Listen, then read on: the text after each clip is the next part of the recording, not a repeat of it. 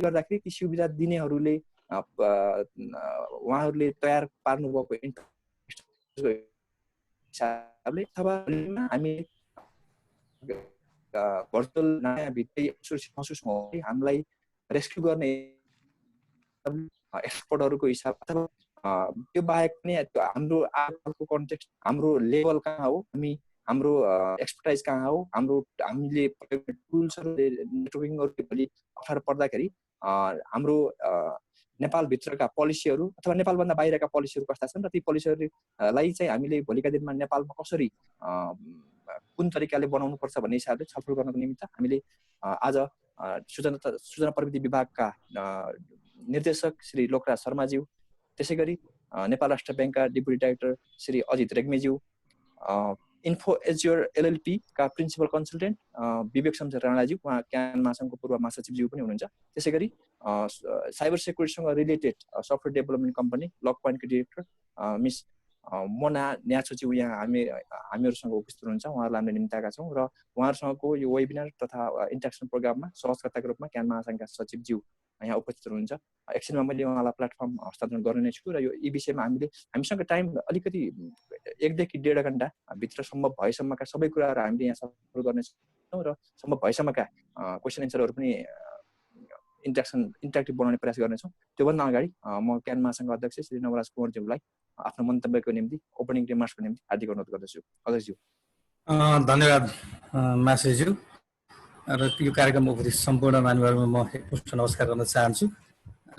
यो can महासङ्घले ICT डेको उपलक्ष्यमा आयोजित सप्ताहव्यापी कार्यक्रमको यो चौथो श्रृङ्खलामा उपस्थित हुनुभएका सम्पूर्ण पूर्व अध्यक्षज्यूहरू, स्रोत व्यक्तिहरू र क्यान महासङ्घका विभिन्न क्षेत्रका सदस्यज्यू अथवा यो कार्यक्रममा उपस्थित भएका सम्पूर्ण महानुभावज्यूहरूमा म स्वागत गर्न चाहन्छु र विशेषतः हामीले विभिन्न क्षेत्रलाई समेटेर विभिन्न कार्यक्रमहरू आयोजना गर्दै आएका छौँ र यो चौथो कार्यक्रम मैले यहाँहरूलाई जानकारी गराइसकेँ र यसपछि हाम्रो 10 तारिकमा पनि अर्को कार्यक्रम एल सम्बन्धी कार्यक्रम रहेको छ र विशेषतः आजको कार्यक्रममा हामी भर्चुअली रहेका छौँ र अघि नै मासेजीले बताइसक्नुभयो हामी कति सेक्योर छौँ अथवा हाम्रो देश कति सेक्योर छ, हामी कुन अवस्थामा कुन लेभलमा छौँ र हामीले गरिरहेका गतिविधिहरूले कति हदसम्म चाहिँ यो कानुन सम्मत छन् भन्ने सन्दर्भमा समेतलाई जोडेर आजका स्रोत व्यक्तिहरूले यहाँहरूको बिच छलफल चलाउनु हुनेछ। यो जानकारी दिँदै कति पनि ढिलो नगरिकन यो कार्यक्रमको कोअर्डिनेसन गर्नुभएका क्यान महासङ्घका सचिव चिरञ्जीवी अधिकारीज्यूलाई यो कार्यक्रमको विषयवस्तुतिर प्रवेश गर्नको निम्ति म अनुरोध गर्न चाहन्छु। धन्यवाद। धन्यवाद अध्यक्षज्यू। राष्ट्रिय सूचना तथा सञ्चार प्रविधि दिवस 2020 को उपलक्ष्यमा क्यान महासङ्घले आयोजना गरेको cyber security context in Nepal विषयमा म प्रस्तोता चिरञ्जीवी अधिकारी तथा क्यान महासङ्घको केन्द्रीय सचिवको तर्फबाट स्वीकार्नुहोस् न्यानो अभिवादन र मलाई यो अवसर दिनुभएकोमा म क्यान महासङ्घका आदरणीय केन्द्रीय अध्यक्ष श्री नवराज कुँवरज्यू लगायत क्यान महासङ्घका पदाधिकारी र सदस्यज्यूहरूलाई हार्दिक कृतज्ञता प्रकट गर्न चाहन्छु र म ढिलो नगरिकन हाम्रो अतिथि वक्ताहरूको सानो परिचय दिलाउन चाहन्छु। सर्वप्रथम हुनुहुन्छ हाम्रो मोना न्याछो, निर्देशक हुनुहुन्छ लक पोइन्ट भन्ने एउटा सेक्युरिटी कम्पनी हो। सम्भवतः उहाँ चाहिँ पहिलो महिला निर्देशक हुनुहुन्छ साइबर सेक्युरिटी फर्मको। त्यसपछि हाम्रो दोस्रो वक्ता हुनुहुन्छ अजित रेग्मी, जो नेपाल राष्ट्र ब्याङ्कमा लामो समयसम्म सेक्युरिटी डिपार्टमेन्टमा काम गर्नुभयो, उहाँ डेपुटी डाइरेक्टर हुनुहुन्छ। हाम्रो तेस्रो वक्ता हुनुहुन्छ राष्ट्रिय सूचना प्रविधि विभाग डिपार्टमेन्ट अफ इन्फर्मेसन टेक्नोलोजीका निर्देशक लोकराज शर्मा सर, उहाँ साइबर सेक्युरिटी डिपार्टमेन्टको हेड पनि हुनुहुन्छ। र हाम्रो अन्तिम वक्ता हुनुहुन्छ Vivek Shamsher Rana, principal consultant at Info Assurance भन्ने कम्पनीको हुनुहुन्छ र उहाँ इन्टरनेसनल साइबर सेक्युरिटीको एक्सपर्ट पनि हुनुहुन्छ। र वक्ताहरूको परिचय गरिसकेपछि म ढिलो नगरिकन सर्वप्रथम मोना न्याछो म्यामबाट सुरु गर्न चाहन्छु। उहाँको एउटा स्लाइड प्रेजेन्टेसन छ, स्लाइड प्रेजेन्टेसनको लागि अनुरोध गर्न चाहन्छु। मोना म्याम।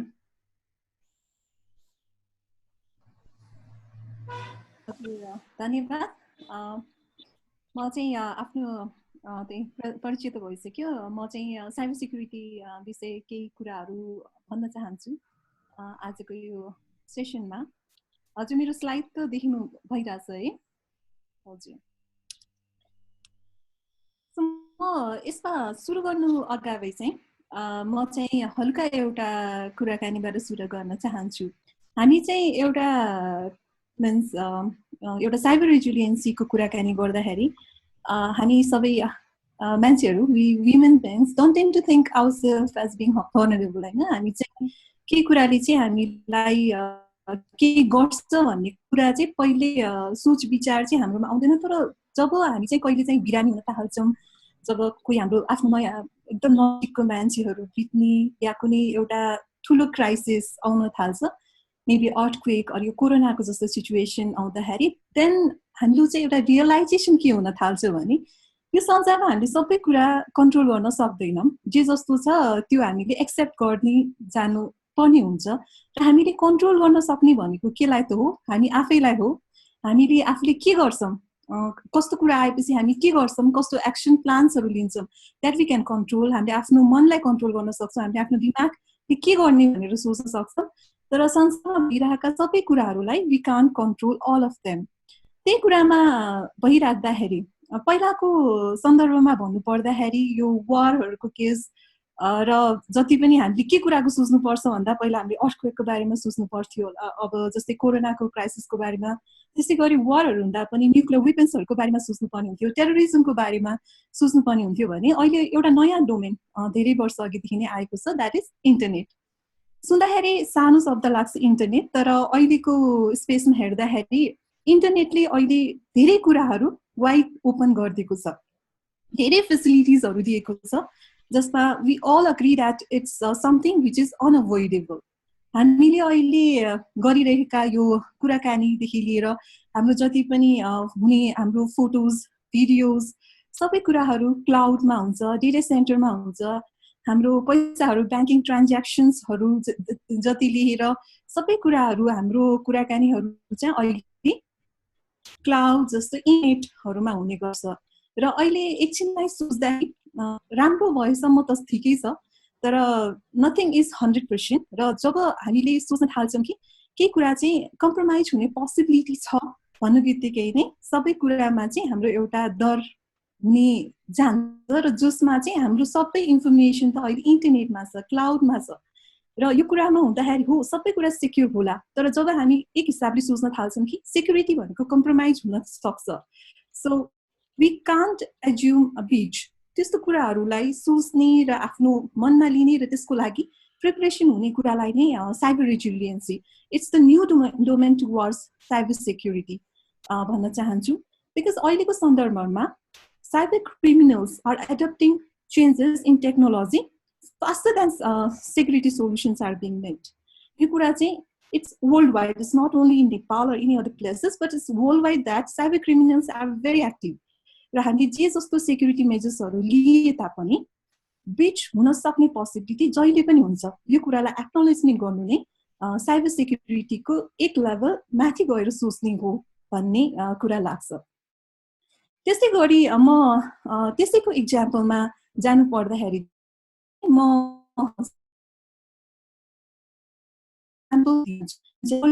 कुराहरूमा आउँदै जान्छ। हाम्रो यो सुरु चाहिँ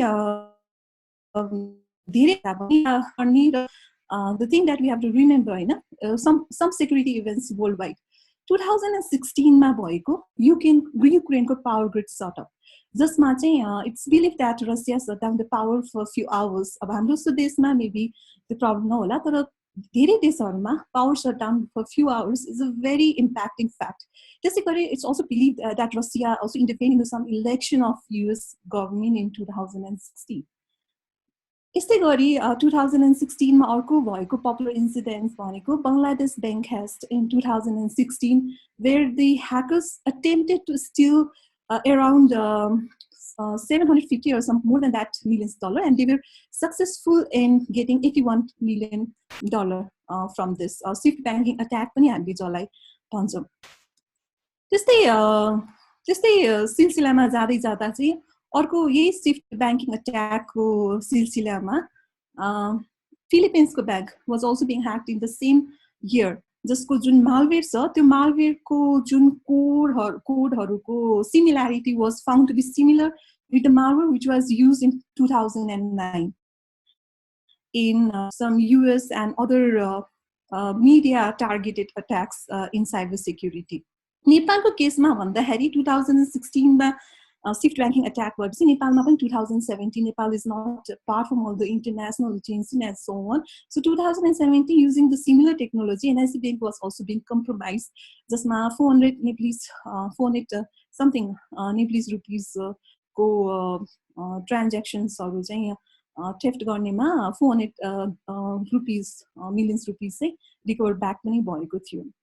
त्यसै गरी अर्को एउटा पपुलर इन्सिडेन्ट चाहिँ ransomware WannaCry भन्ने छ जसमा चाहिँ it's also believed that there is a hidden Cobra group or some groups who were active in making those ransomware worldwide धेरै नै popularity पाएको थियो र Nepal was also one of a few companies were also victimized, also including the news portal and other companies where the data was breached and data encryption was there अनि जसको कारणले गर्दाखेरि चाहिँ ransomहरु पनि मागिएको थियो. अब रिसेन्टली नै भन्नु पर्दा लास्ट इयरमा त 2019 मा अराउन्ड अगस्तमै हो.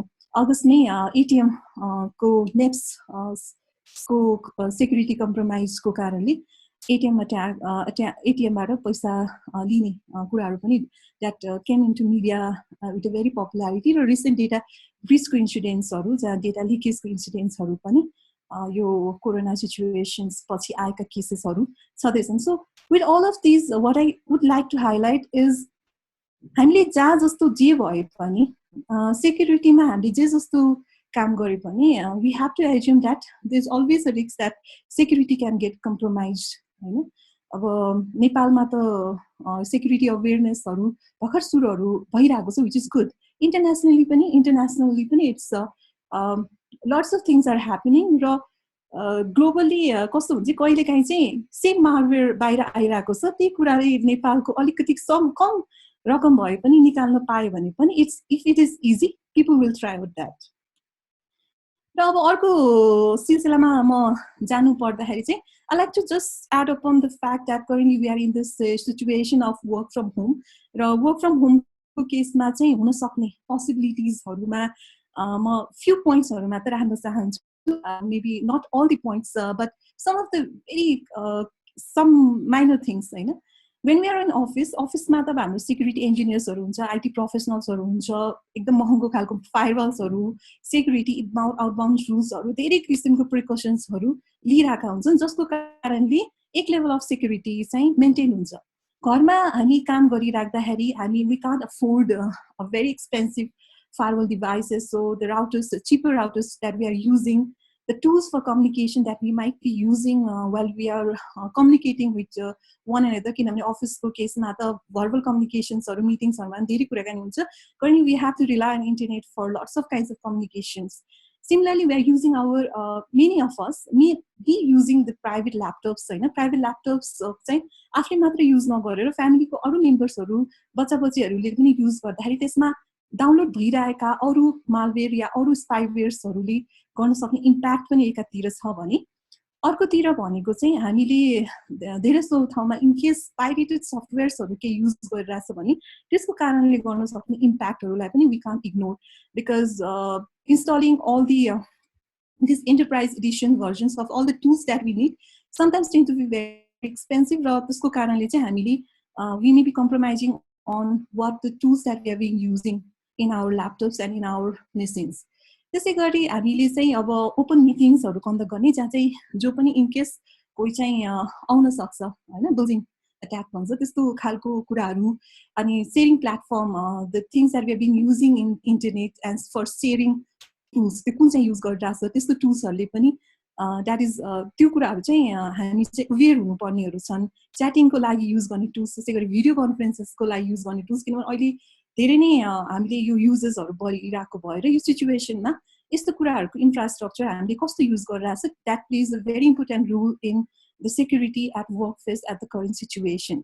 अब त्यसै गरी चाहिँ एउटा क्वेशन आउन सक्छ is security really an expensive किनभने हामीले सेक्युरिटी भन्नुबित्तिकै नि there's tools that we have to use, there are guidance we have to follow. अब त्यो केसमा one of the answer I would like to put in is अब त्यो चाहिँ it depends. हामीले इन केस सेक्युरिटी कम्प्रोमाइज हुँदाखेरिको रिस्कको cost कति छ त्यो एनालाइज गरेर आफूले अफोर्ड गर्न सक्ने क्यापेसिटी चाहिँ डिटरमाइन गर्नुपर्छ होला भन्ने कुरा चाहिँ छ किनभने security making it secure could be expensive, but if data breach happen, that could be more expensive than what we would currently expect about. Isai silsilama, what I would like to add on is what is the most important thing in security. Security ma most important thing, barring everything in the tools and everything, that is awareness. Awareness is security ko lagi, it's the first lines of defense. Awareness of the risks and every safeguard leaning.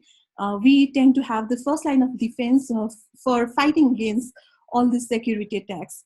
र त्यो awareness चाहिँ हामीले in generally काम गर्ने not just the IT community सबैमा हुनु जरुरी छ, at least the basic security awareness हरुको कुरा।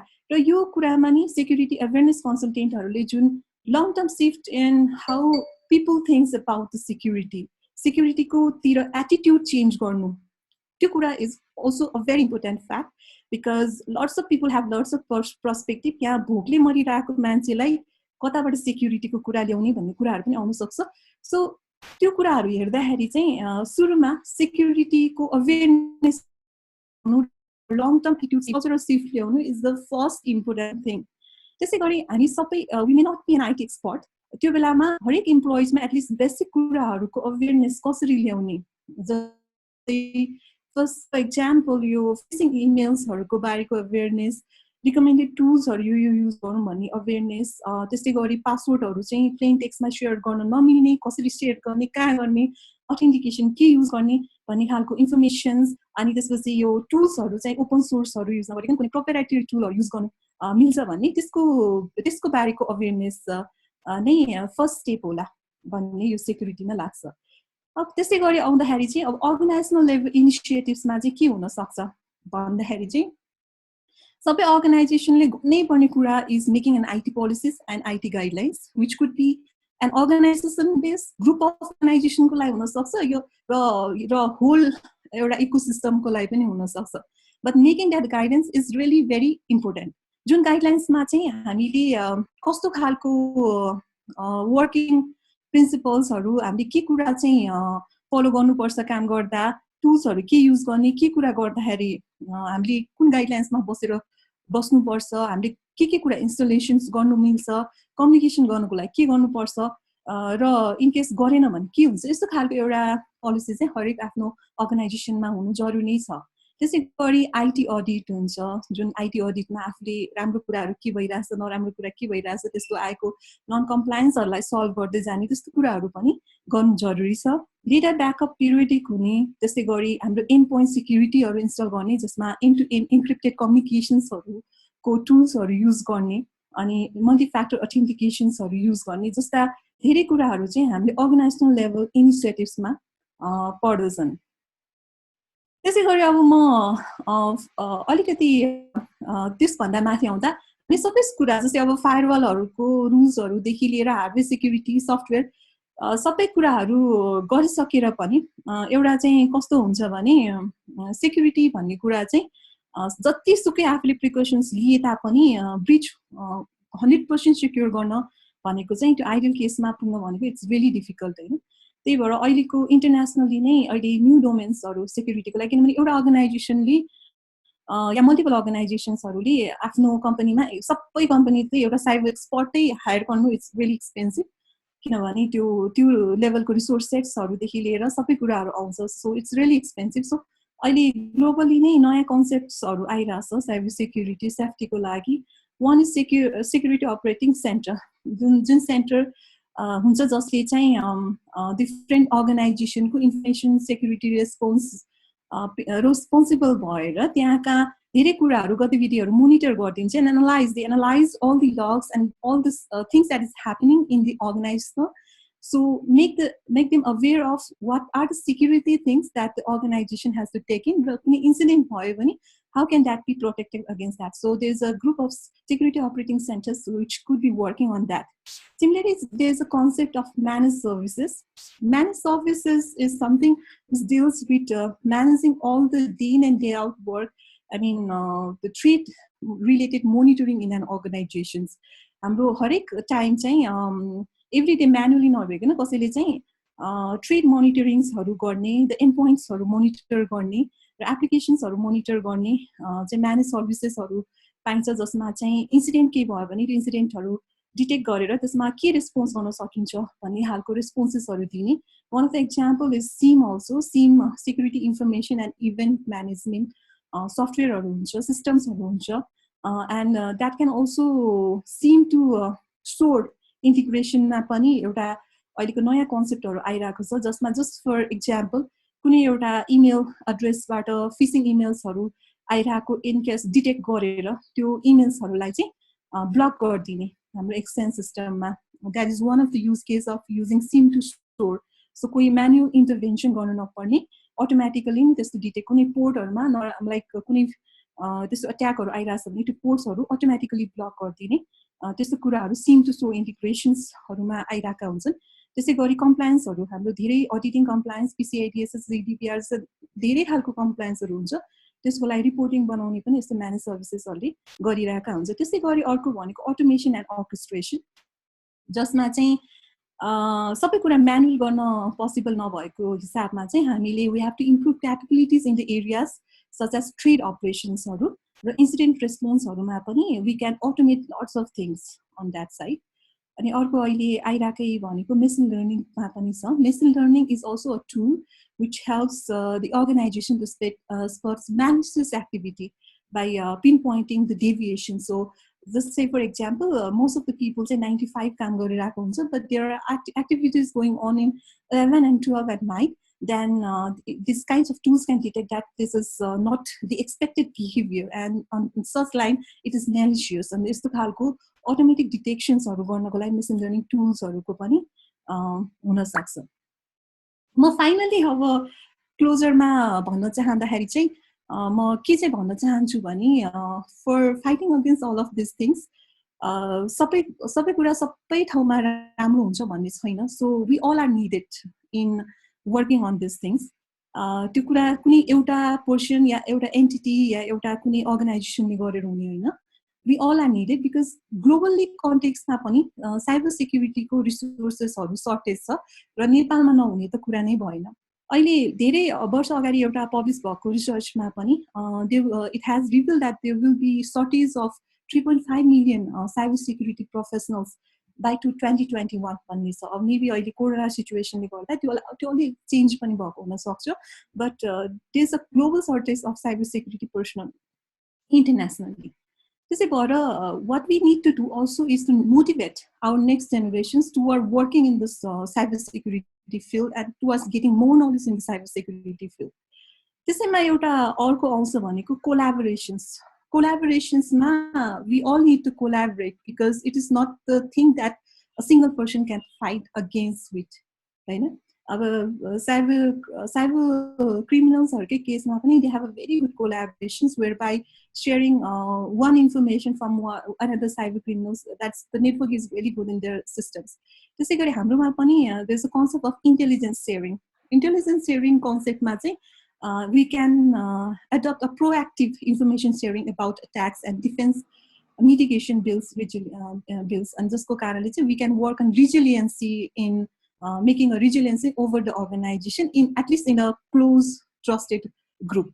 त्यस्तो खालको कन्सेप्टहरु. त्यसै गरी नेटवर्किङ्सहरुको कन्सेप्टहरु पनि आउँछ, जसमा चाहिँ हामीले नेटवर्किङबाट चाहिँ डिफरेन्ट सेक्टरहरुको मान्छेहरुलाई ल्याएर चाहिँ त्यो बीचमा चाहिँ इन्फर्मेसन शेयरिङ कसरी के गर्न सकिन्छ भन्ने हालको सबैको बीचमा एउटा एटलिस्ट नलेज शेयरिङ, बिकज भएको नलेज त केही शेयर गर्न सकिन्छ नि भन्ने कन्सेप्टमा पनि हामी जान सक्छौं. केही कुरा चाहिँ अब धेरै कुराहरु चाहिँ इन्डस्ट्री सेक्रेट, ट्रेड सेक्रेटहरु हुन्छ, शेयर गर्न मिल्दैन, तर क्लोज एउटा ग्रुप छ जसमा शेयर गर्दा फाइदा हुन्छ भने गर्न सकिने ग्रुपहरु पनि हुन सक्छ.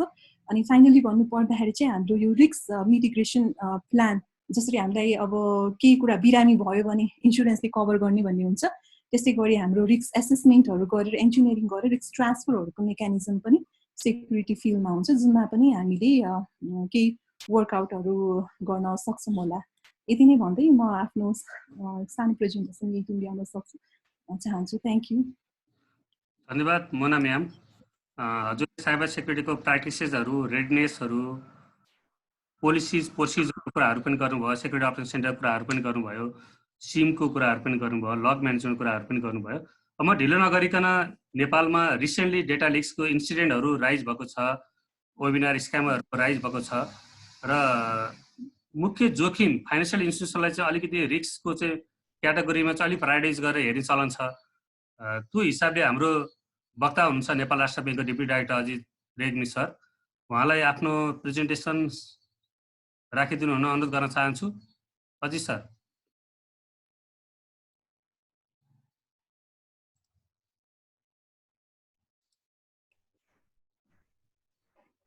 Thank you.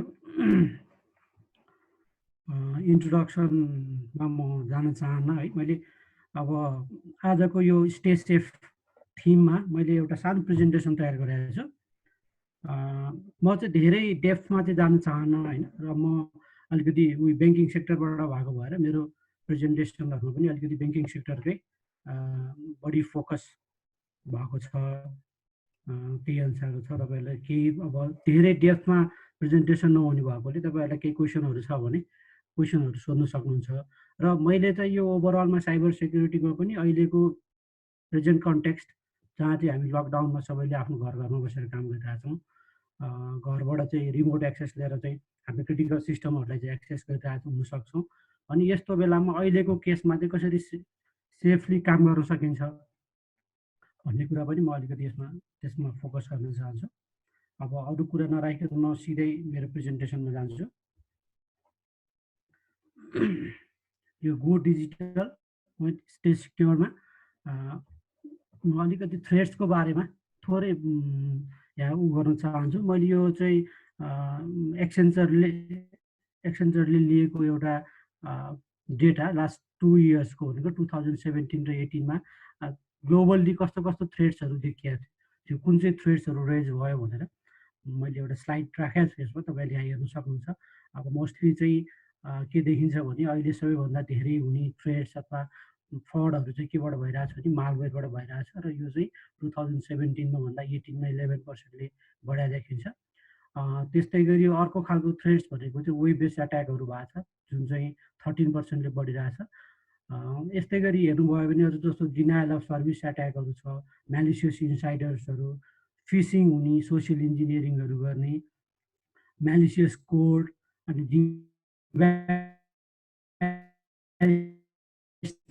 स्टोलन हुन सक्ने अब थ्रेड्सहरू। अनि अघि ऱ्यान्समवेयरमा पनि यस्तै खालको थ्रेड्सहरू नै फेस गर्छौँ। यस्तै नै छ हामी कहाँ पनि धेरै थ्रेड्स हाम्रो ब्याङ्किङ सेक्टरको अलिकति मैले भन्नुपर्दाखेरि अलिकति बढी मालवेयरहरू अनि फिसिङ एट्याकहरू, फिसिङ इमेलहरू आएको देखिन्छ। यस्तो खालको थ्रेड्सहरू ग्लोबल्ली अहिले छ।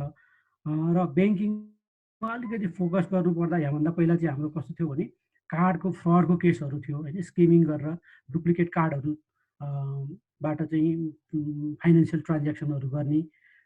तर अहिलेको प्रेजेन्ट कन्डिसनमा हेर्ने हो भने चाहिँ अब हामी यो चाहिँ फिजिकल मुभमेन्ट चाहिँ अलिकति बन्द गरेको भएर के हुनसक्छ नि स्किमिङ फ्रडहरू चाहिँ अहिले रिसेन्टली हुने सम्भावना कम छ। त्यही भएर यो अहिलेको यो लकडाउन अथवा यो कोभिड-19को केसले गर्दाखेरि हाम्रो यो साइबर सेक्युरिटीको यो थ्रेड ल्यान्डस्केपहरू पनि अलिकति चेन्जेस हुनसक्छ। जुन कुरो पहिला अलिक बढी भएको थियो त्यो चाहिँ अब कम हुने, र पहिला अलिक कम भएको अथवा अन्य टाइपको चाहिँ फ्रडहरू अथवा थ्रेड्सहरू चाहिँ आउन सक्ने सम्भावना देखिन्छ।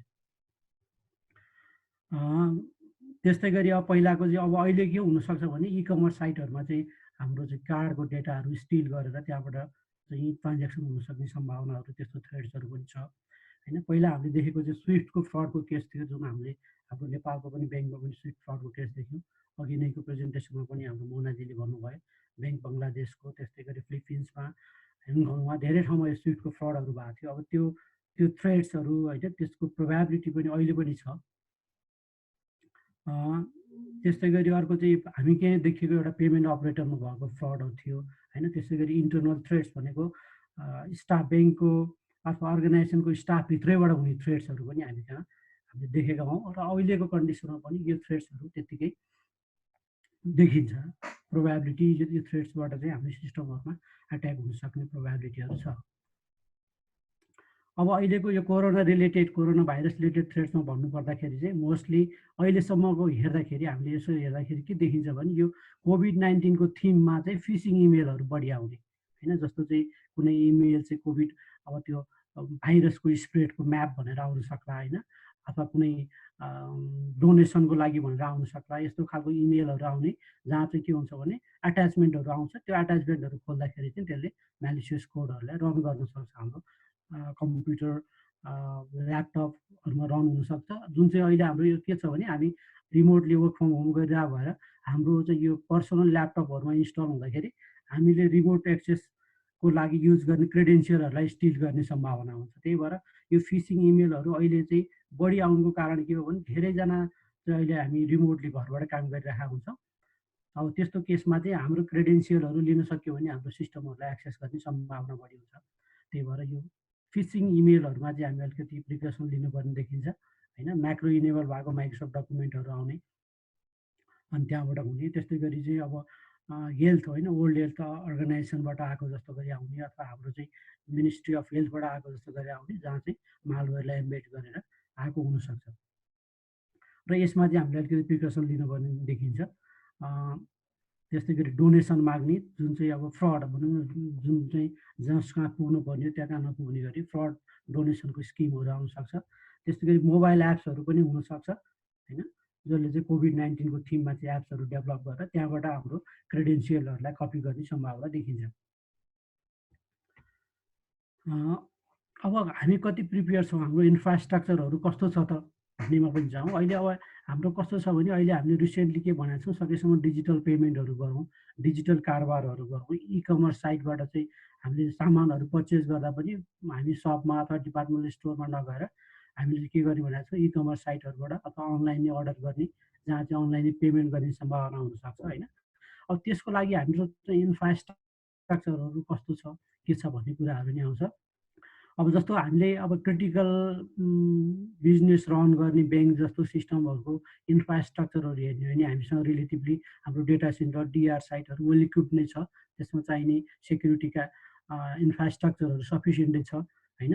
तर अब हामीले अहिले इमर्जेन्सी केसमा हामीले घरबाट वर्क फ्रम होम गर्दाखेरि चाहिँ हाम्रो घरमा भएको डिभाइसहरूको लागि अथवा त्यसको हाम्रो नेटवर्कको इन्फ्रास्ट्रक्चर चाहिँ सिक्योर नहुनसक्छ। त्यस्तो इन्फ्रास्ट्रक्चरमा चाहिँ हामीको त्यो विकनेस हुनसक्छ।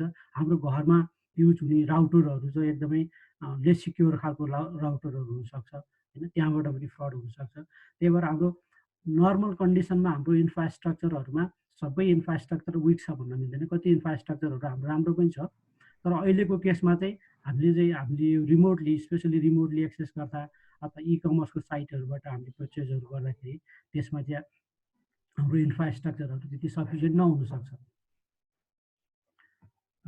त्यो छ। र फेरि अहिले कस्तो हो भने यो नर्मल्ली यो ह्याकरहरूले चाहिँ जहिले पनि कुनै डिजास्टरहरू भएपछि नै बढी चाहिँ के गर्छ, एट्याक गर्ने प्रोभाबिलिटी हुन्छ। त्यही भएर यो पिरियडमा टार्गेट हुने अथवा हामी चाहिँ भिक्टिम हुने चान्सेसहरू चाहिँ एकदम हाई हुन्छ। र यस्तो जुन बेला चाहिँ हामी फेरि के गरिरहेको छौँ त रिमोटली अलिकति लेस सिक्योर इन्फ्रास्ट्रक्चरबाट चाहिँ हामीले सिस्टमहरू एक्सेस गरिरहेको हुनसक्छ। अब ह्युमन रिसोर्सको कुरा भन्दाखेरि अब हामी कहाँ ह्युमन रिसोर्स कति सफिसियन्ट छ, हामीलाई चाहिएको म्यान पावरहरू वेल एक्सपर्टिज डेभलप भएकोमा एक्सपर्टहरू छ कि छैनन्, त्यस्तो कुराहरू पनि छ। जस्तो जेनरल युजरहरूमा हामीले हेर्दाखेरि के देखिन्छ भने अलिकति अवेरनेसको प्रोग्राम, यो अगाडिको स्लाइडमा पनि आएको छ होइन, अगाडिको प्रेजेन्टेसनमा पनि भन्नुभएको छ, अलिकति अवेरनेसको प्रोग्रामहरू चाहिँ बढाउनु पर्ने देखिन्छ होइन, कसरी सिक्योरली एक्सेस गर्ने भन्ने कुराहरू। त्यसको लागि चाहिँ अलिकति टेलर मेड ट्रेनिङ प्रोग्राम्सहरू होइन, कस्तो कस्तो युजरलाई कस्तो ट्रेनिङ दिने अलिकति टेलर्ड एप्रोचबाट हामीले जानुपर्ने देखिन्छ। अब हामी कहाँ भएको टेक्निकल म्यान पावरको कुरा गर्ने हो भने म्यान पावरहरू हाम्रो मार्केटमा नभएको होइन, म्यान पावरहरू छ, र कस्तो देखिया छ भने हामीले कुनै कुनै अब कामको लागि चाहिँ हाम्रो यहाँको म्यान पावरले नभएर बाहिरबाट ल्याउनु परेको केसेसहरू छ। जस्तो रिसेन्टली हामी कहाँ एउटा ह्याकको केस आयो, फ्रडको केस आयो, अनि हामीले त्यसको त्यो फोरेन्सिक टेस्ट गर्न चाहिँ इन्डियाबाट अथवा सिङ्गापुरबाट ल्याएर गर्नु परिरहेको देखिन्छ। त्यही भएर हाम्रो म्यान पावर हुँदै नभएको त होइन, तर केही म्यान पावरहरूमा चाहिँ हाम्रो स्किल बढाउनु पर्ने त्यो पनि देखिन्छ। नम्बर अफ म्यान पावर सँगसँगै हाम्रो स्किल पनि डेभलप गर्नुपर्ने देखिन्छ। अब पोलिसी प्रोसिजरको केसमा कुरा गर्ने भने पोलिसी प्रोसिजरहरू हुँदै नभएको होइन, पोलिसी प्रोसिजरहरू डेभलप भएको छन् अहिले रिसेन्टली।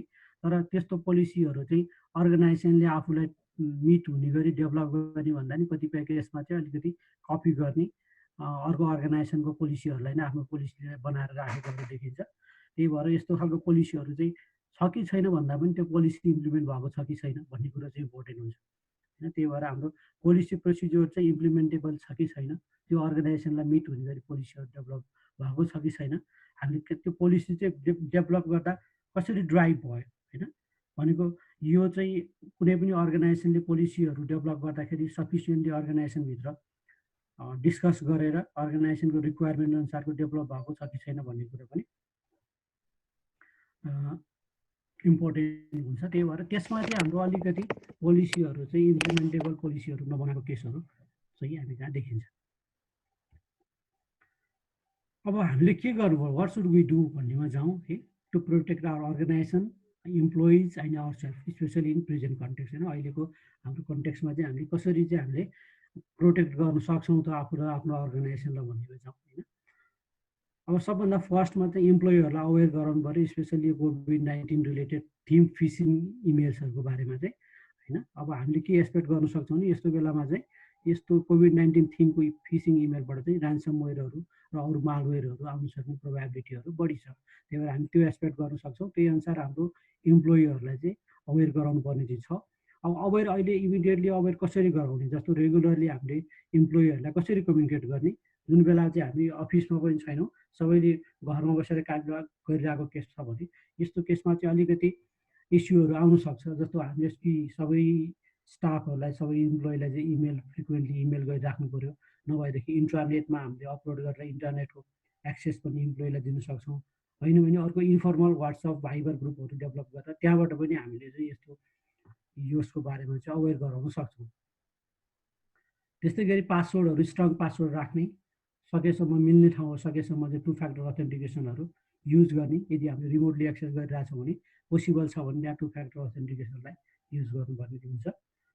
अनि घरबाट काम गर्दाखेरि जहिले पनि हामीले दुईवटा कुरा ध्यान दिनु पर्यो। एउटा कुरा चाहिँ हाम्रो टर्मिनल जहाँबाट हामीले एक्सेस गरिराखेका छौँ त्यो टर्मिनल कतिको सेक्योर छ भन्ने कुरो, र अर्को चाहिँ कम्युनिकेसन च्यानल, हाम्रो टर्मिनलबाट हाम्रो अफिसको हाम्रो डेटा सेन्टरसम्मको कम्युनिकेसन च्यानल चाहिँ कतिको सेक्योर छ। यो दुईवटा कुरालाई चाहिँ हामीले फोकस गर्नुपर्ने हुन्छ। अब मोस्टली यदि सेन्सिटिभ डेटाहरू एक्सेस भइरहेछ भने पक्कै पनि यो भिपिएनबाटै भइरहेको हुन्छ।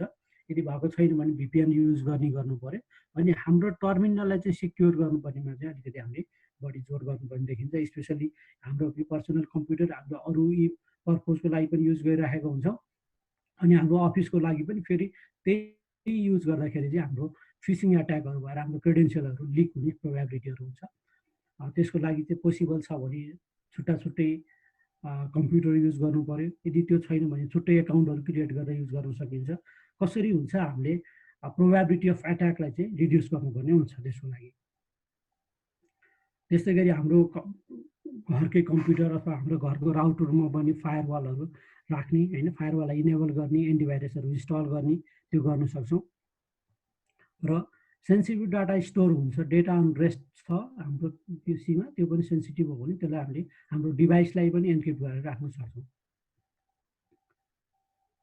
त्यस्तै गरी अब युजरहरूले के गर्ने अब भन्दाखेरि आफ्नो कम्प्युटरको सफ्टवेयरहरू चाहिँ अपडेट गर्ने, सेक्युरिटी प्याचेसहरूलाई चाहिँ एप्लाई गरिहाल्नु पऱ्यो जति आउँछ त्यो कुराहरू। Beware of what you install on यो मोबाइल डिभाइस होइन, हामीले मोबाइल डिभाइसमा पनि धेरै एप्सहरू इन्स्टल गरेको हुनसक्छौँ। त्यो इन्स्टल गर्दाखेरि अलिकति अवेर हुनु पऱ्यो। अलिकति हामी कस्तो भने जुन चाहिँ सेक्युरिटीको लागि होइन, जहिले पनि हामी स्केप्टिकल हुनुपर्ने हुन्छ। जे पनि यो चाहिँ यही हो भनेर विश्वास गर्नुभन्दा अलिकति सोचेर यस्तो पनि हुनसक्छ भन्ने कुरो सोच्नुपर्ने हुन्छ। त्यस्तै गरी remote login credential maybe is target for hackers होइन, यो कुराहरू हामीले याद गर्नु पर्यो। र यदि ब्याङ्कबाट हुनुहुन्छ भनेदेखि, ब्याङ्कमा हुनुहुन्छ भने चाहिँ अब कुन हामीले गर्ने ट्रान्ज्याक्सनहरूको स्पेसली लार्ज पेमेन्टहरूको चाहिँ अलिकति डबल चेक गर्नु पर्यो, यो चाहिँ जेन्युन एक्सेस हो कि होइन भन्ने कुरो चाहिँ गर्नुपर्ने हुन्छ। ओके, त्यस्तै गरी अरूमा double check what your employees are doing होइन। हामीले अलिकति यस्तो क्रिटिकल फेजमा इम्प्लोइहरूले घरमा बसेर पनि काम गरिरहेका छौँ अथवा एकदमै अप्ठ्यारोसँग पनि अफिसमा आएछौँ भने पनि हामी त्यो इम्प्लोइमा पनि अलिकति स्केप्टिकल हुनुपर्ने चाहिँ हुन्छ। हामीले चाहिँ किन हुने यस्तो केसमा चाहिँ हाम्रो केही कन्ट्रोलहरू बाइपास गरेको हुन सक्छौँ होइन। त्यही भएर हामीले चाहिँ अब जस्तो मेकर चेकरको अथवा ट्रान्ज्याक्सन लिमिटको, क्रेडिट कार्डको लिमिट, यस्तो कुरामा यदि हामीले अलिकति बाइपास गरेका छौँ भने त्यसमा चाहिँ हामीले डबल चेक गर्नु पऱ्यो के काम भइरहेछ, के फन्डहरू कस्तो फन्ड ट्रान्सफर भइरहेछ, कहाँ ट्रान्सफर भइरहेछ होइन। यस्तो कुराहरू चाहिँ हामीले अलिकति ध्यान दिनुपर्ने देखिन्छ। त्यस्तै गरी हाम्रो ब्याकअप डिभाइसहरूले काम गर्छ कि गर्दैन, ब्याकअप सिस्टमले काम गर्छ कि गर्दैन, त्यो कुरा पनि हामीले याद गर्नुपर्ने हुन्छ। र मैले अब ब्याङ्किङ इन्डस्ट्रीमा भन्नुपर्दाखेरि ब्याङ्किङ इन्डस्ट्रीमा प्रायः जसोमा सबैमा बिसिपीहरू डेभलप गरेको हुन्छ। तर यो पेन्डेमिक प्लानिङ चाहिँ हाम्रो बिसिपीमा नभएको हुनसक्छ, किनभने यो पेन्डेमिक चाहिँ योभन्दा अगाडि थिएन, हामीले फेस गरेको थिएनौँ, हाम्रो यस्तो एक्सपिरियन्स थिएन। त्यही भएर पेन्डेमिकको प्लानिङ भएको छैन भने यो कुरा पनि ध्यान दिनु पऱ्यो। भोलि एकदमै म्यासिभ स्केलमा चाहिँ यहाँ पेन्डेमिक यो स्प्रेड भयो भने त्यस्तो केसमा चाहिँ हामीले अफिस कसरी चलाउन सक्छौँ भनेर त्यो चाहिँ हाम्रो बिसिपी प्लानिङमा चाहिँ पेन्डेमिक प्लानिङलाई पनि अलिकति ध्यान दिनुपर्छ। त्यस्तै गरी आउटसोर्सिङबाट पनि रिस्क हुनसक्छ होइन। आउटसोर्सिङ गरेको अर्गनाइजेसनले पनि जति साइबर सेक्युरिटी प्र्याक्टिसहरू चाहिँ अर्गनाइजेसन आफैले गर्ने हो, आउटसोर्स गरेको अर्गनाइजेसनले पनि त्यही लेभलको गर्नुपर्ने हुन्छ। यो कुरामा पनि ध्यान दिनुपर्ने देखिन्छ। त्यस्तै गरी मैले अगाडि पनि भने वर्क फ्रम होम हो भने त्यस्तो केसमा चाहिँ हाम्रो यो चाहिँ एसएसआइडीहरू ब्रोडकास्ट नगर्ने, म्याक फिल्टरिङ गरेर मात्रै एक्सेस दिने होइन। सेक्योर यो एडमिन एक्सेसलाई चाहिँ सेक्योर गर्ने, भिपिएन युज गर्न सक्छौँ। त्यस्तै गरी अकाउन्टहरू कम्प्युटरमा हामीले चाहिँ अलग्गै छुट्टै अफिसको लागि एउटा अकाउन्ट खोलेर त्यहाँ पनि गर्न सक्छौँ। भिपिएन कम्पनीको पोलिसी अनुसार अथवा अर्गनाइजेसनको पोलिसी अनुसार भिपिएन थ्रुबाट मात्रै एक्सेस गर्ने, ल्यापटपलाई एन्क्रिप्ट गर्ने। बी इन्फर्म, भिजिलेन्ट एन्ड स्केप्टिकल, यो कुरा चाहिँ हामीले गर्नुपर्ने हुन्छ। त्यस्तै गरी हामीले युज गर्ने कोलाबोरेटिभ सफ्टवेयरहरू छ भने त्यो पनि अथेन्टिक सिक्योर छ कि छैन त्यसमा पनि ध्यान दिनुपर्ने हुन्छ। मैले एउटा लास्टको स्लाइड चाहिँ यो इन्टरपोलले रिसेन्टली निकालेको एउटा राखेको छु।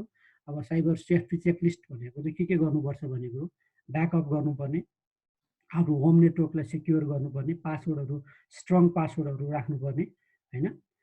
यस्तै कुराहरू जुन कुरा पहिला पनि गरिसकेको छु मैले, यो कुराहरू छ। यसमा चाहिँ हामीले ध्यान दियौँ भने हामीले पक्कै पनि हामीलाई अलिकति सेक्युरिटीमा हामीले स्ट्रेन्थन गर्न सक्छौँ। थ्याङ्क यू, मेरो यति नै हो। केही क्वेसनहरू छ भने यहाँहरूले सोध्न सक्नुहुन्छ। Thank you very much. धन्यवाद अदिश सर आफ्नो प्रेजेन्टेसन स्लाइडको लागि। हामी क्वेसन एन्सर सेसन चाहिँ लास्टमा सबैको आफ्नो भनाइहरू राखिसकेपछि गर्छौँ।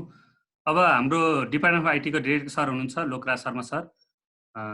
नेपालमा साइबर इन्सिडेन्ट हुँदाखेरि नेपाल गभर्मेन्टले के गरिरहेको छ, कस्तो इनिसिएटिभ गरिरहेको छ भनेर सर्वाधिक चासोको विषय पनि रहेको छ। म अब आफ्नो केही गभर्मेन्टको इनिसिएटिभहरूको बारेमा चाहिँ जानकारी गराइदिनु हुन म लोकराज शर्मा सरलाई अनुरोध गर्न चाहन्छु। सर हजुरको म्युट छ।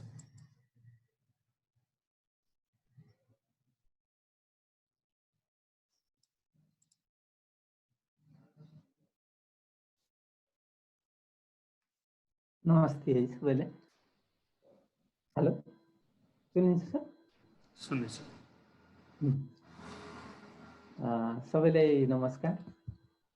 अब यो अगाडि दुईजना म्याडम सरहरूको कुराबाट पनि अलिकति कुराहरू के एउटा कुरा एकदमै म आफूलाई फिल भएको, सबैलाई फिल भएको के देखियो भने यस्तो बेलामा यो लिडरसिप र युजर, प्रत्येक युजर चाहिँ नि सिक्युरिटीको बेसिक सिक्युरिटीको कुरामा चाहिँ अवेर हुने भन्ने कुरा धेरै इम्पोर्टेन्ट देखिन्छ। यस सन्दर्भमा म के भन्न चाहन्छु भने हाम्रो नेपालभित्र पनि विभिन्न सङ्घ संस्थाहरूले, व्यक्ति आफैले र विभिन्न एन्टरप्रेनरहरूले ट्विटबाट, सोसल मिडियाबाट र विभिन्न इनिसिएटिभहरूबाट त्यो सिक्योर रहने बारेमा जानकारीहरू राखिराख्नु भएको छ, सबैलाई जानकारी दिइराख्नु भएको छ, सोल्युसनहरू भनौँ न फ्रीमा बनाइदिने पनि काम गरिराख्नु भएको छ। र यो सिक्योर राख्ने सन्दर्भमा धेरै कामहरू गरिराखेको म देखिरहेको छु। यसमा मैले नेपाल सरकारको तर्फबाट सबैलाई धेरै धेरै धन्यवाद भन्नै पर्छ, किनभने यो यस्तो अप्ठ्यारो बेलामा अब सरकारले मात्र आफै गरेर हुने कुरा होइन। यी संस्थाहरू सबै क्यान लगायत अरू संस्थाहरूले पनि यस्ता राष्ट्रिय यो भनौँ न आइसिटी दिएको सन्दर्भमा लगायत योभन्दा अगाडि पनि विभिन्न अनलाइन मिडियाहरूले पनि यस्ता कार्यक्रमहरू गरि नै राख्नु भएको छ। यसको यो चाहिँ सराहनीय कुरा छ। यसको चाहिँ सूचना प्रविधि विभाग चाहिँ कदर पनि गर्दछ र आउने दिनहरूमा गभर्मेन्ट र प्राइभेट र अरू संस्थाहरू पनि मिलेर काम गर्न पर्छ र गभर्मेन्टले पनि सँगै लिएर जान्छ र कतिपय कुरामा चाहिँ कतिपय अरू कामहरूमा सँगै गर्नेछ भन्ने कुराको एउटा यो उदाहरण पनि हो। र सिक्युरिटी अवेरनेसको लिडरसिप र युजरको अवेरनेसको कुरा गर्दाखेरि सरहरूले म्याडमहरूले एकदमै राम्रो कुराहरू भन्नुभयो। यो कुरालाई म्याक्सिमम के गर्नु पर्यो भने युजरहरूमा हामीले पुर्याउनु पर्यो। हामीले कस्तो छ भने अहिले 81 लकडाउन सुरु भयो र हामी अब घरबाटै काम गर्नुपर्ने र इन्टरेक्ट गर्नुपर्ने फेजमा छौँ। यस्तो बेलामा म केही दिन अगाडि पढेको थिएँ, जो मार्चमा एक हप्तामा 6 करोडभन्दा बढी पटक चाहिँ नि यो भिडियो कन्फरेन्सिङ एप चाहिँ डाउनलोड भएको रहेछ। यस्तै इन्टरनेटको युसेजहरू, भिडियो स्ट्रिमिङको युसेजहरू पनि 2 टाइम 3 टाइम चाहिँ बढिराखेको छ र केही फोरकास्टिङहरू पनि गरिएको छ। जस्तो यो पेन्डेमिक पछि भनौँ मोबाइल स्मार्टफोनको बजार र मोबाइल एपको उसमा अलिकति कमी आए पनि त्योभन्दा अलि पछि चाहिँ नि ड्रास्टिकल्ली यो मार्केट बढ्ने छ।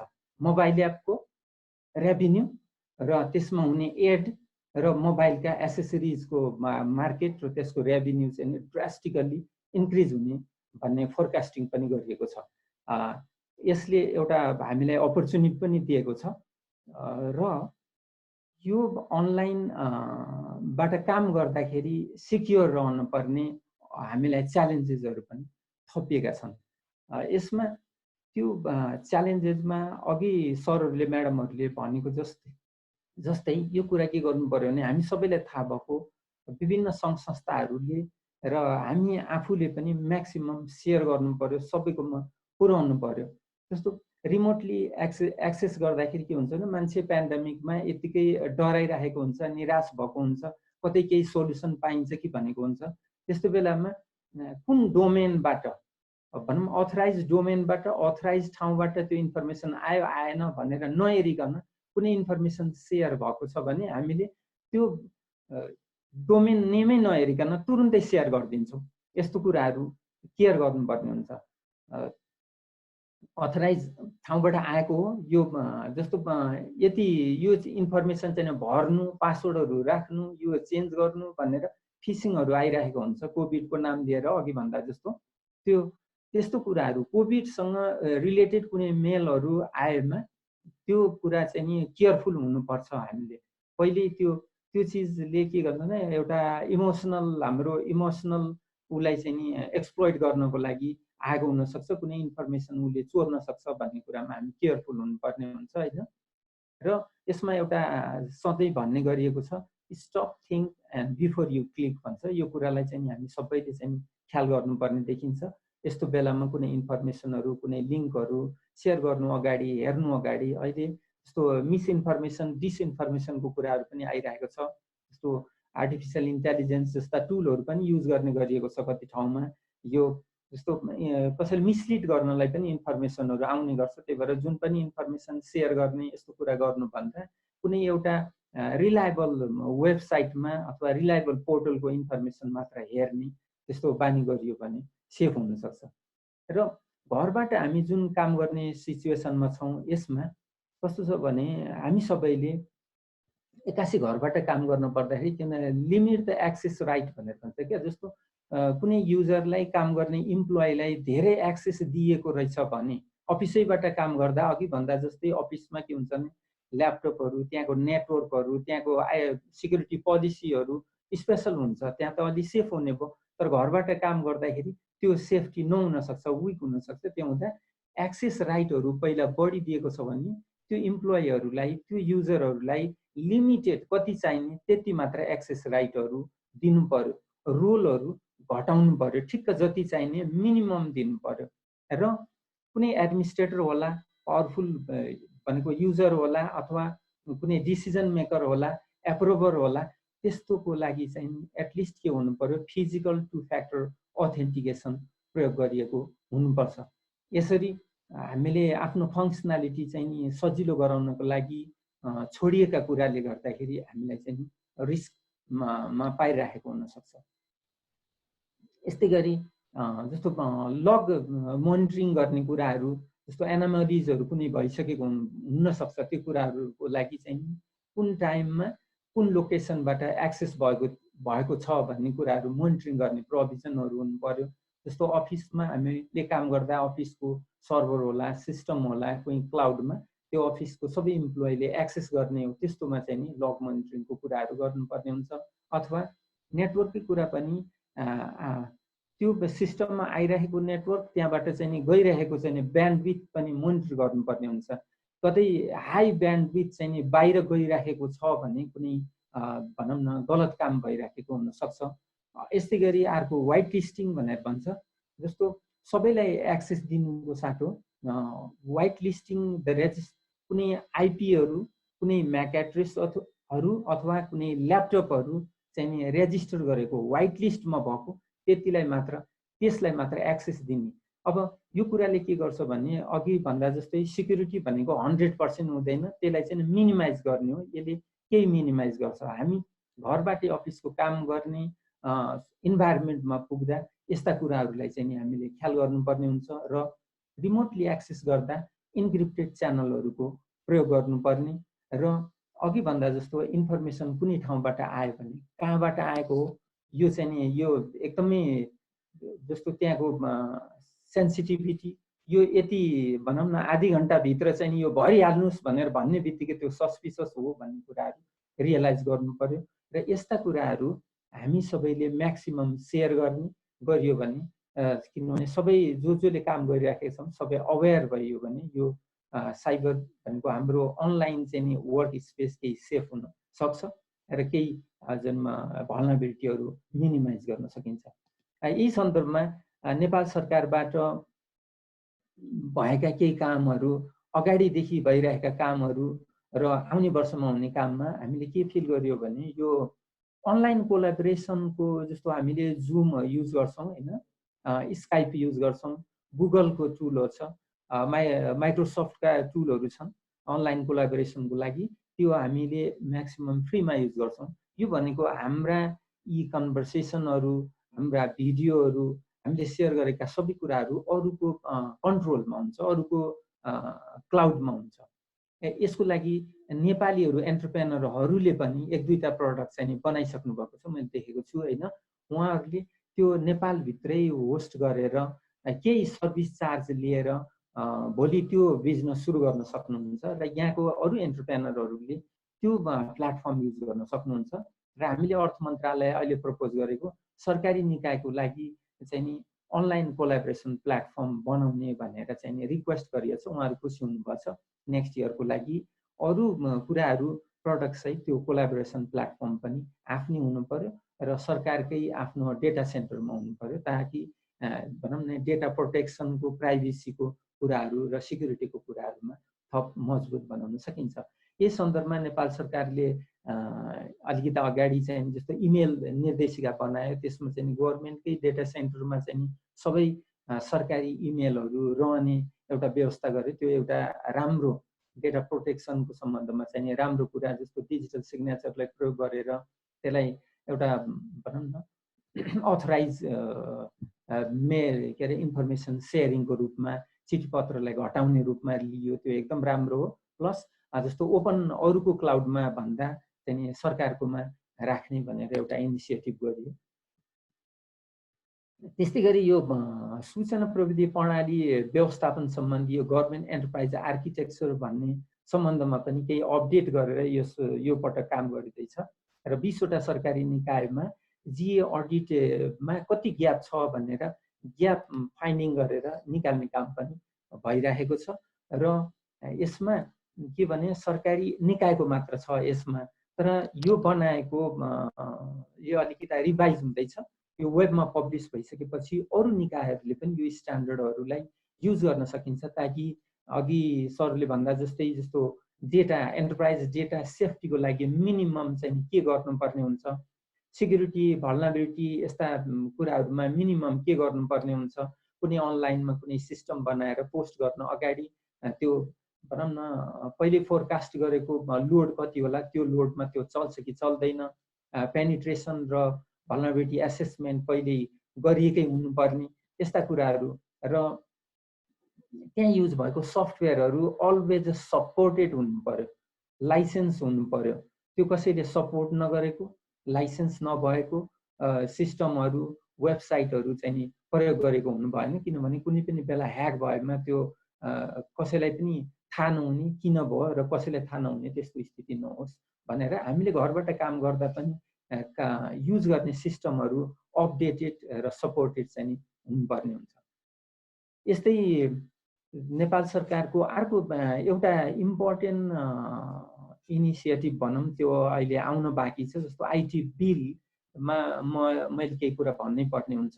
यो डेटा प्रोटेक्सनको सम्बन्धमा सिक्युरिटीको सम्बन्धमा जस्तो के भने अहिले अस्ति यो एकदम राम्रो कुराहरू आइरहेको छ, जस्तो तरकारीहरू फ्रुटहरू पनि हामीले अनलाइनबाट अहिले किन्न सकेछौँ। एउटा अपर्च्युनिटीको रूपमा एउटा बिजनेसको पनि ग्रो हुने मौका छ र हामीलाई सजिलो पनि भइरहेछ।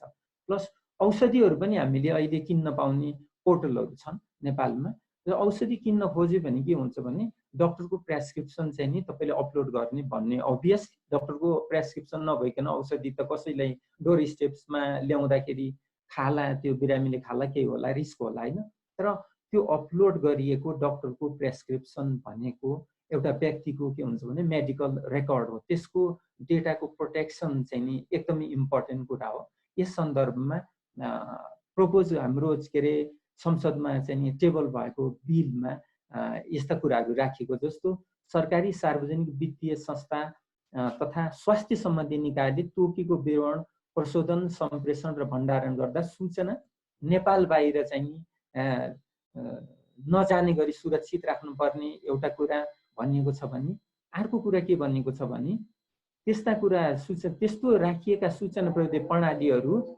तोकिए बमोजिमको अवधिमा सुरक्षण परीक्षण गराउनु पर्ने, त्यो security audit IT system audit त्यो फाइनेन्सियल इन्फर्मेसन राख्ने निकायले, त्यो मेडिकल रेकर्डहरू राख्ने निकायले र सरकारी निकायले के गर्नु पर्यो भने सिक्युरिटी अडिट गराएको हुनुपर्छ। त्यसले गर्दाखेरि सिक्युरिटीलाई डेटा प्रोटेक्सनलाई चाहिँ नि अझ किनभने त्यहाँ भएको ग्यापहरू देखाइदिने र त्यसलाई सुधार्दै जाने हुँदा अझै राम्रो होला भन्ने म सोचेको छु।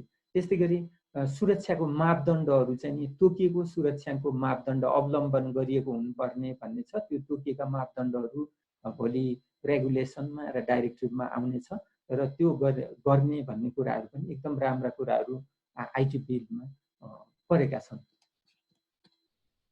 त्यस्तै गरी यो जस्तो यो संवेदनशील सूचना प्रविधि पूर्वाधारको आयो, जस्तो इलेक्ट्रिकल गिड जस्तो इलेक्ट्रिक कन्ट्रोल हुन्छ सबै ले भनेदेखि इलेक्ट्रिसिटी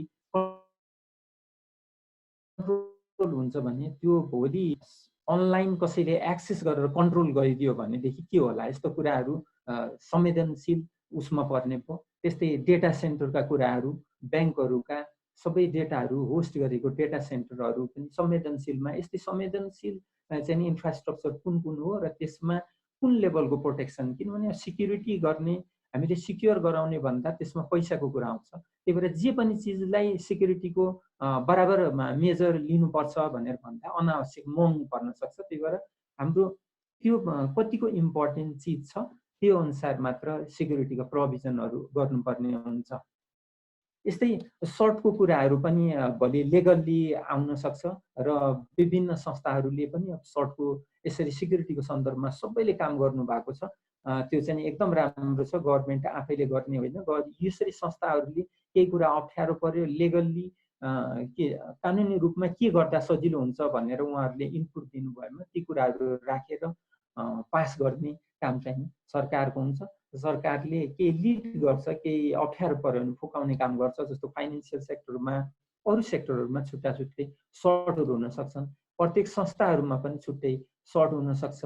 भोलि यस्तो पेन्डेमिकहरू परेमा अथवा ह्याक भएमा के गर्ने प्लानहरू के छ भनेर ती सर्टहरूले आफ्नो आफ्नो संस्थाहरूमा पनि काम गरेका हुन सक्छन् र गभर्मेन्टले त्यस्तो अप्ठ्यारोमा के गरिदिनु पर्ला, कस्तो रुल रेगुलेसन ल्याइदिए ठिक होला भन्ने सन्दर्भमा नेसनल सर्टलाई चाहिँ नि रिक्वेस्ट गर्न सकिन्छ। यसै सन्दर्भमा अब सूचना प्रविधि विभागले तर यो सिक्युरिटीको कुरालाई अलिकता सबै संस्थाहरूले, कति संस्थाहरू अहिले गर्दै हुनुहुन्छ, सिक्युरिटी अडिट गर्दै हुनुहुन्छ। त्यो उहाँ संस्थाहरूलाई चाहिँ म धेरै धेरै धन्यवाद भन्छु र यसलाई चाहिँ अवेर गर्ने कुरामा अघिको बिलले चाहिँ नि म्यान्डेटरी गराइदिएपछि के हुन्छ, उहाँहरूले काम पाउनुहुन्छ, गर्नुहुन्छ। प्लस उहाँहरूले काम गरिसकेपछि उहाँहरूले देखाएको ग्यापबाट ती संस्थाहरूले भोलि सुधार गर्दै गएर त्यो स्पेस चाहिँ केही चाहिँ नि सेफ हुँदै जान्छ। 100% भन्ने हुँदैन। सरकार आफैले चाहिँ अडिट गरेर सबैलाई गरेर चाहिँ सक्ने कुरा हुँदैन। बढ्दै अडिटको डाइरेक्टिभ र गाइडलाइनको चाहिँ ड्राफ्ट हुँदैछ। त्यो एप्रुभ भयो भने एउटा मिनिमम स्ट्यान्डर्डको रूपमा सबैको लागि त्यो रेफरेन्सको रूपमा आउन सक्छ।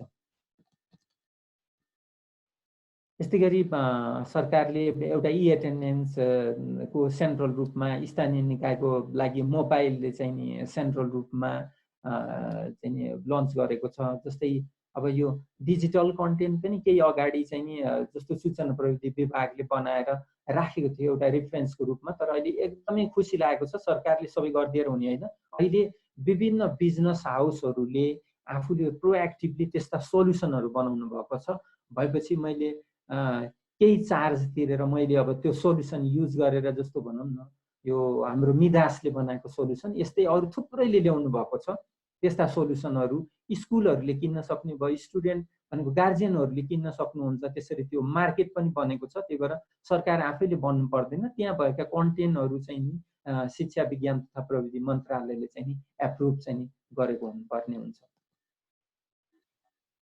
डिजिटल नेपाल फ्रेमवर्क चाहिँ नि अब नेपाल सरकारले ल्याएको छ। त्यसमा केही स्पेसल कुराहरू यो सिक्युरिटीतिर रिलेटेड, जस्तो गभर्मेन्ट एन्टरप्राइज आर्किटेक्चरको कुरालाई चाहिँ नि म्यासिभली लैजानु पर्ने कुरा, राष्ट्रिय साइबर सुरक्षा केन्द्रको स्थापना र सञ्चालनको कुरा, प्रादेशिक डाटा सेन्टरहरूको स्थापनाको कुरा, डिजिटल हस्ताक्षर र राष्ट्रिय बायोमेट्रिकलाई चाहिँ नि बजेट व्यवस्था गरिएको र यी चाहिँ नि सिक्युरिटी तर्फका केही इनिसिएटिभहरू हुनेछन् र यिनले स्लो रूपमा काम गर्लान्। तर अहिले भर्खरै तुरुन्तै चाहिँ नि जस्तो मेलहरूमा चाहिँ गभर्मेन्टतिरको मेलहरूमा यस्तो फिसिङहरू आएमा यस्तो यस्तो गर्नु, कुनै डेटाहरू मागिरहेको उस्तै उस्तै नाम हुने मेलहरूबाट चाहिँ नि कुनै डोमेनबाट चाहिँ नि तपाईँको यो पासवर्ड चाहिँ चेन्ज गर्नु पर्यो अथवा ब्याङ्कको यो इन्फर्मेसन दिनुहोस् भनेर यस्तो आउने कुराहरूलाई हामीले अवेरनेसको रूपमा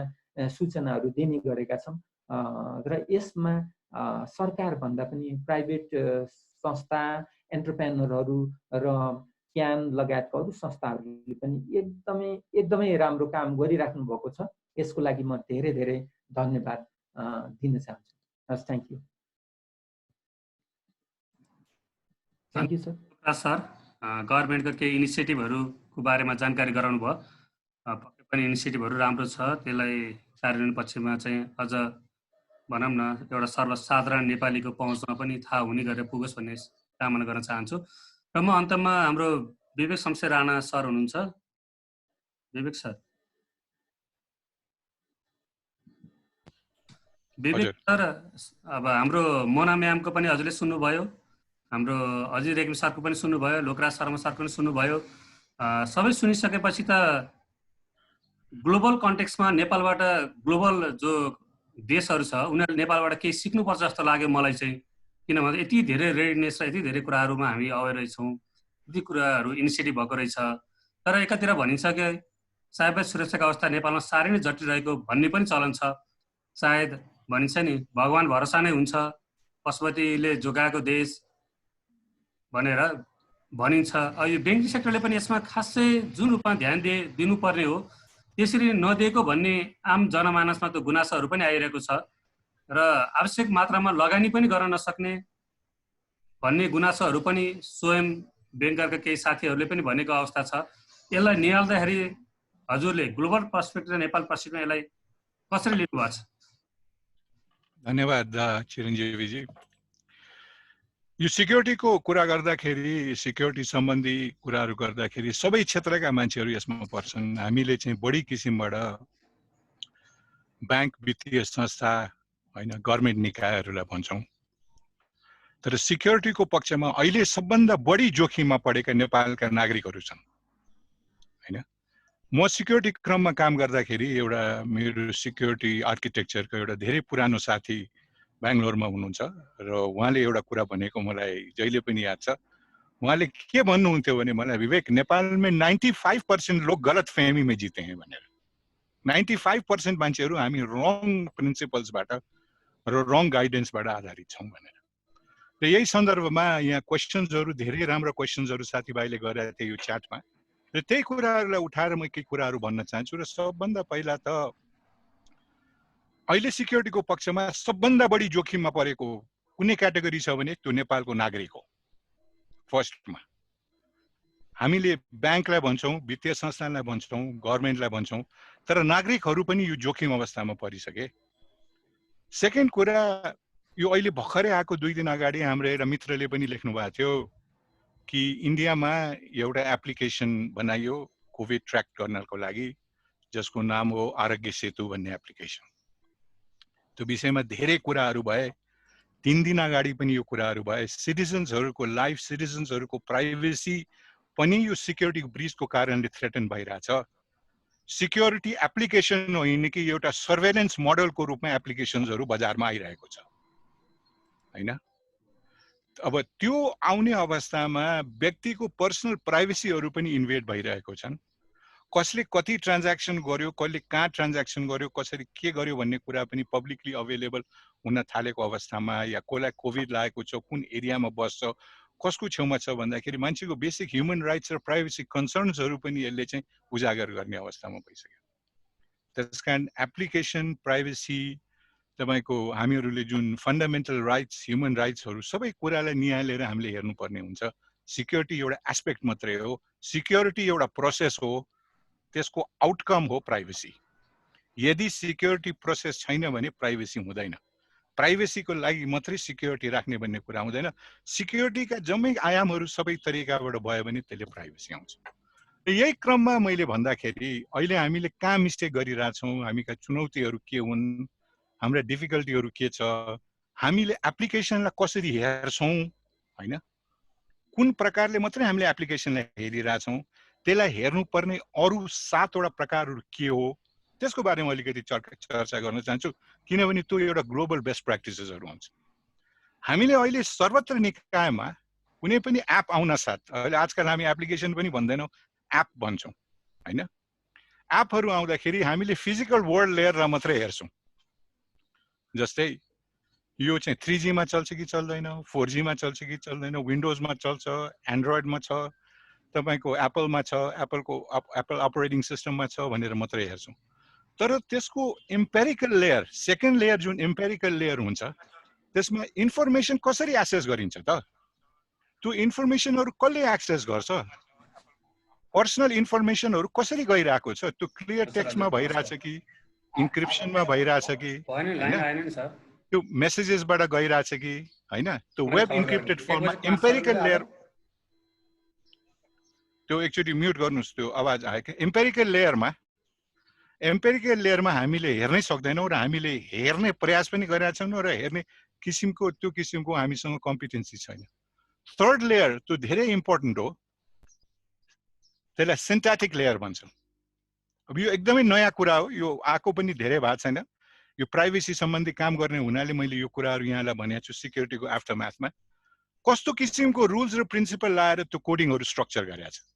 किनभने हाम्रो पहिलादेखि नै के छ भने मोटर बनाउन गयो, चल्यो पुग्यो हैन, काम गर्नु पर्यो, यसले ल यो चल्यो, इट्स वर्किङ फाइन भनेर भन्छ। तर त्यो भित्र गएर सिन्थेटिक लेयरमा गएर कस्तो किसिमको प्रिन्सिपल्स, कस्तो किसिमको रुल, कोडिङ इन्फर्मेसन कस्तो छ, कसरी प्रेजेन्ट गरेको छ हैन, त्यसले प्रोड्युस गरेको सिस्टमले प्रोड्युस गरेको युजर आइडी इन्डिभिजुअलसँग लिङ्क छ कि छैन हैन, कोभिड आएको छ कि छैन भनेर मेरै रौतहटको 4 नम्बर प्रदेशको मेरो गाविसबाट पठाएको एउटा व्यक्तिको नाम र त्यो आइडीसँग गर्न सकिन्छ कि छैन, त्यो कुराहरू सिन्थेटिक लेयर भयो। थर्डमा एउटा सिमेन्टिक लेयर हुन्छ हैन, पर्सनल इन्फर्मेसन अहिलेको र पास्ट इन्फर्मेसनलाई कसरी कोरिलेट गर्न सकिन्छ हैन। प्र्याग्मेटिक लेयर, त्यो इन्फर्मेसनलाई कसरी केयरबाट गरिन्छ, कसले युज गर्छ, त्यो भोलि सामाजिक कामको लागि युज हुन्छ या राजनीतिक कामको लागि हुन्छ, देश विकासको कामलाई युज हुन्छ या त्यसलाई अलग किसिमको लागि मान्छेको एउटा डेटा पोइन्ट लिनलाई युज हुन्छ भन्ने कुरा चाहिँ प्र्याग्मेटिक। र फोर्थ र लास्ट 6th लेयर हो सोशल वर्ड लेयर हैन।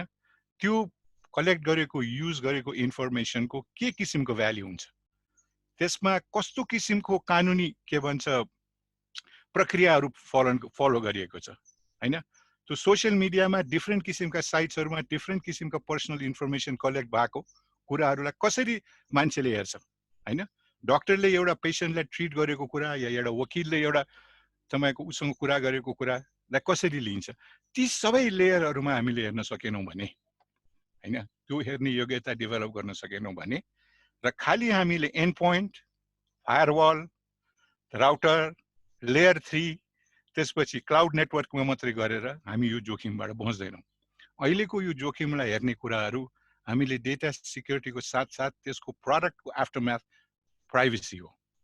कति प्राइभेसी छ हाम्रो इन्फर्मेसन, तपाईको लाइफसँग भएको प्राइभेट इन्फर्मेसनका कुराहरू तपाईको ब्याङ्कमा भएको पैसा राखेको पैसा सँगै पनि जोड्न सकिन्छ र त्यो कुराले त्यो प्राइभेसी इन्फर्मेसनले त्यो ब्याङ्क राखेको कुराहरू भन्दा बढी महत्त्व राख्न सक्छ।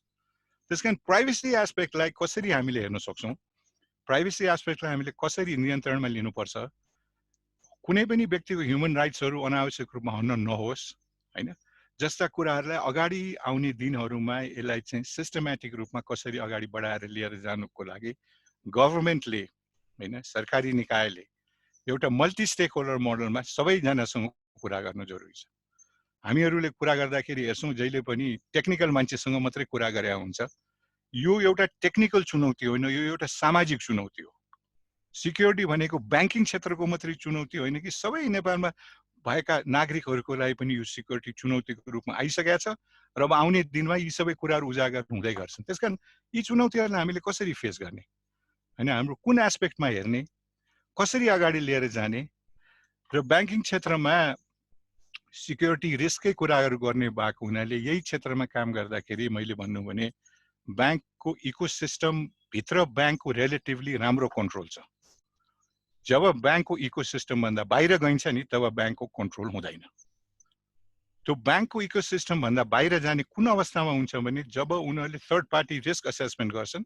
र थर्ड पार्टी रिस्क असेसमेन्ट गर्दाखेरि थर्ड पार्टीबाट आउने रिस्क अहिले यति बढेर गएको छ आइटीमा, किनभने सबै सर्भिसेसहरू हामीले बाहिर आउटसोर्स गरिरहेछौँ र आउटसोर्सिङबाट आएको रिस्कहरू ब्याङ्कले आफूले कन्ट्रोल गर्नलाई चाहिने पूर्वाधारहरू नभएको अवस्थामा जति पनि राम्रो सिस्टम्सहरू राख्यौँ, जति पनि राम्रो हामीले एल्गोरिदम्सहरू राख्यौँ या जति पनि राम्रो हामीले के भन्छ डिभाइसेसहरू राख्यौँ, राम्रो डिभाइसबाट प्रब्लम सल्भ हुने होइन। यदि साइबर सिक्युरिटीको सही रूपमा हामीले प्रब्लम सल्भ गर्ने हो, प्राइभेसीको सही रूपमा अगाडि सार्ने हो भने सबभन्दा बेस्ट इन्भेस्टमेन्ट म पनि गभर्नमेन्टलाई सजेसन दिने र ब्याङ्कहरूलाई सजेसन दिने र आगामी मान्छेलाई सजेसन दिने के हो भने आफ्नो नागरिकहरूलाई ट्रेन गर्नुहोस्, आफ्नो स्टाफहरूलाई ट्रेन गर्नुहोस्, किनभने ट्रेनिङै सबैभन्दा ठुलो तपाईँसँग शक्ति हो।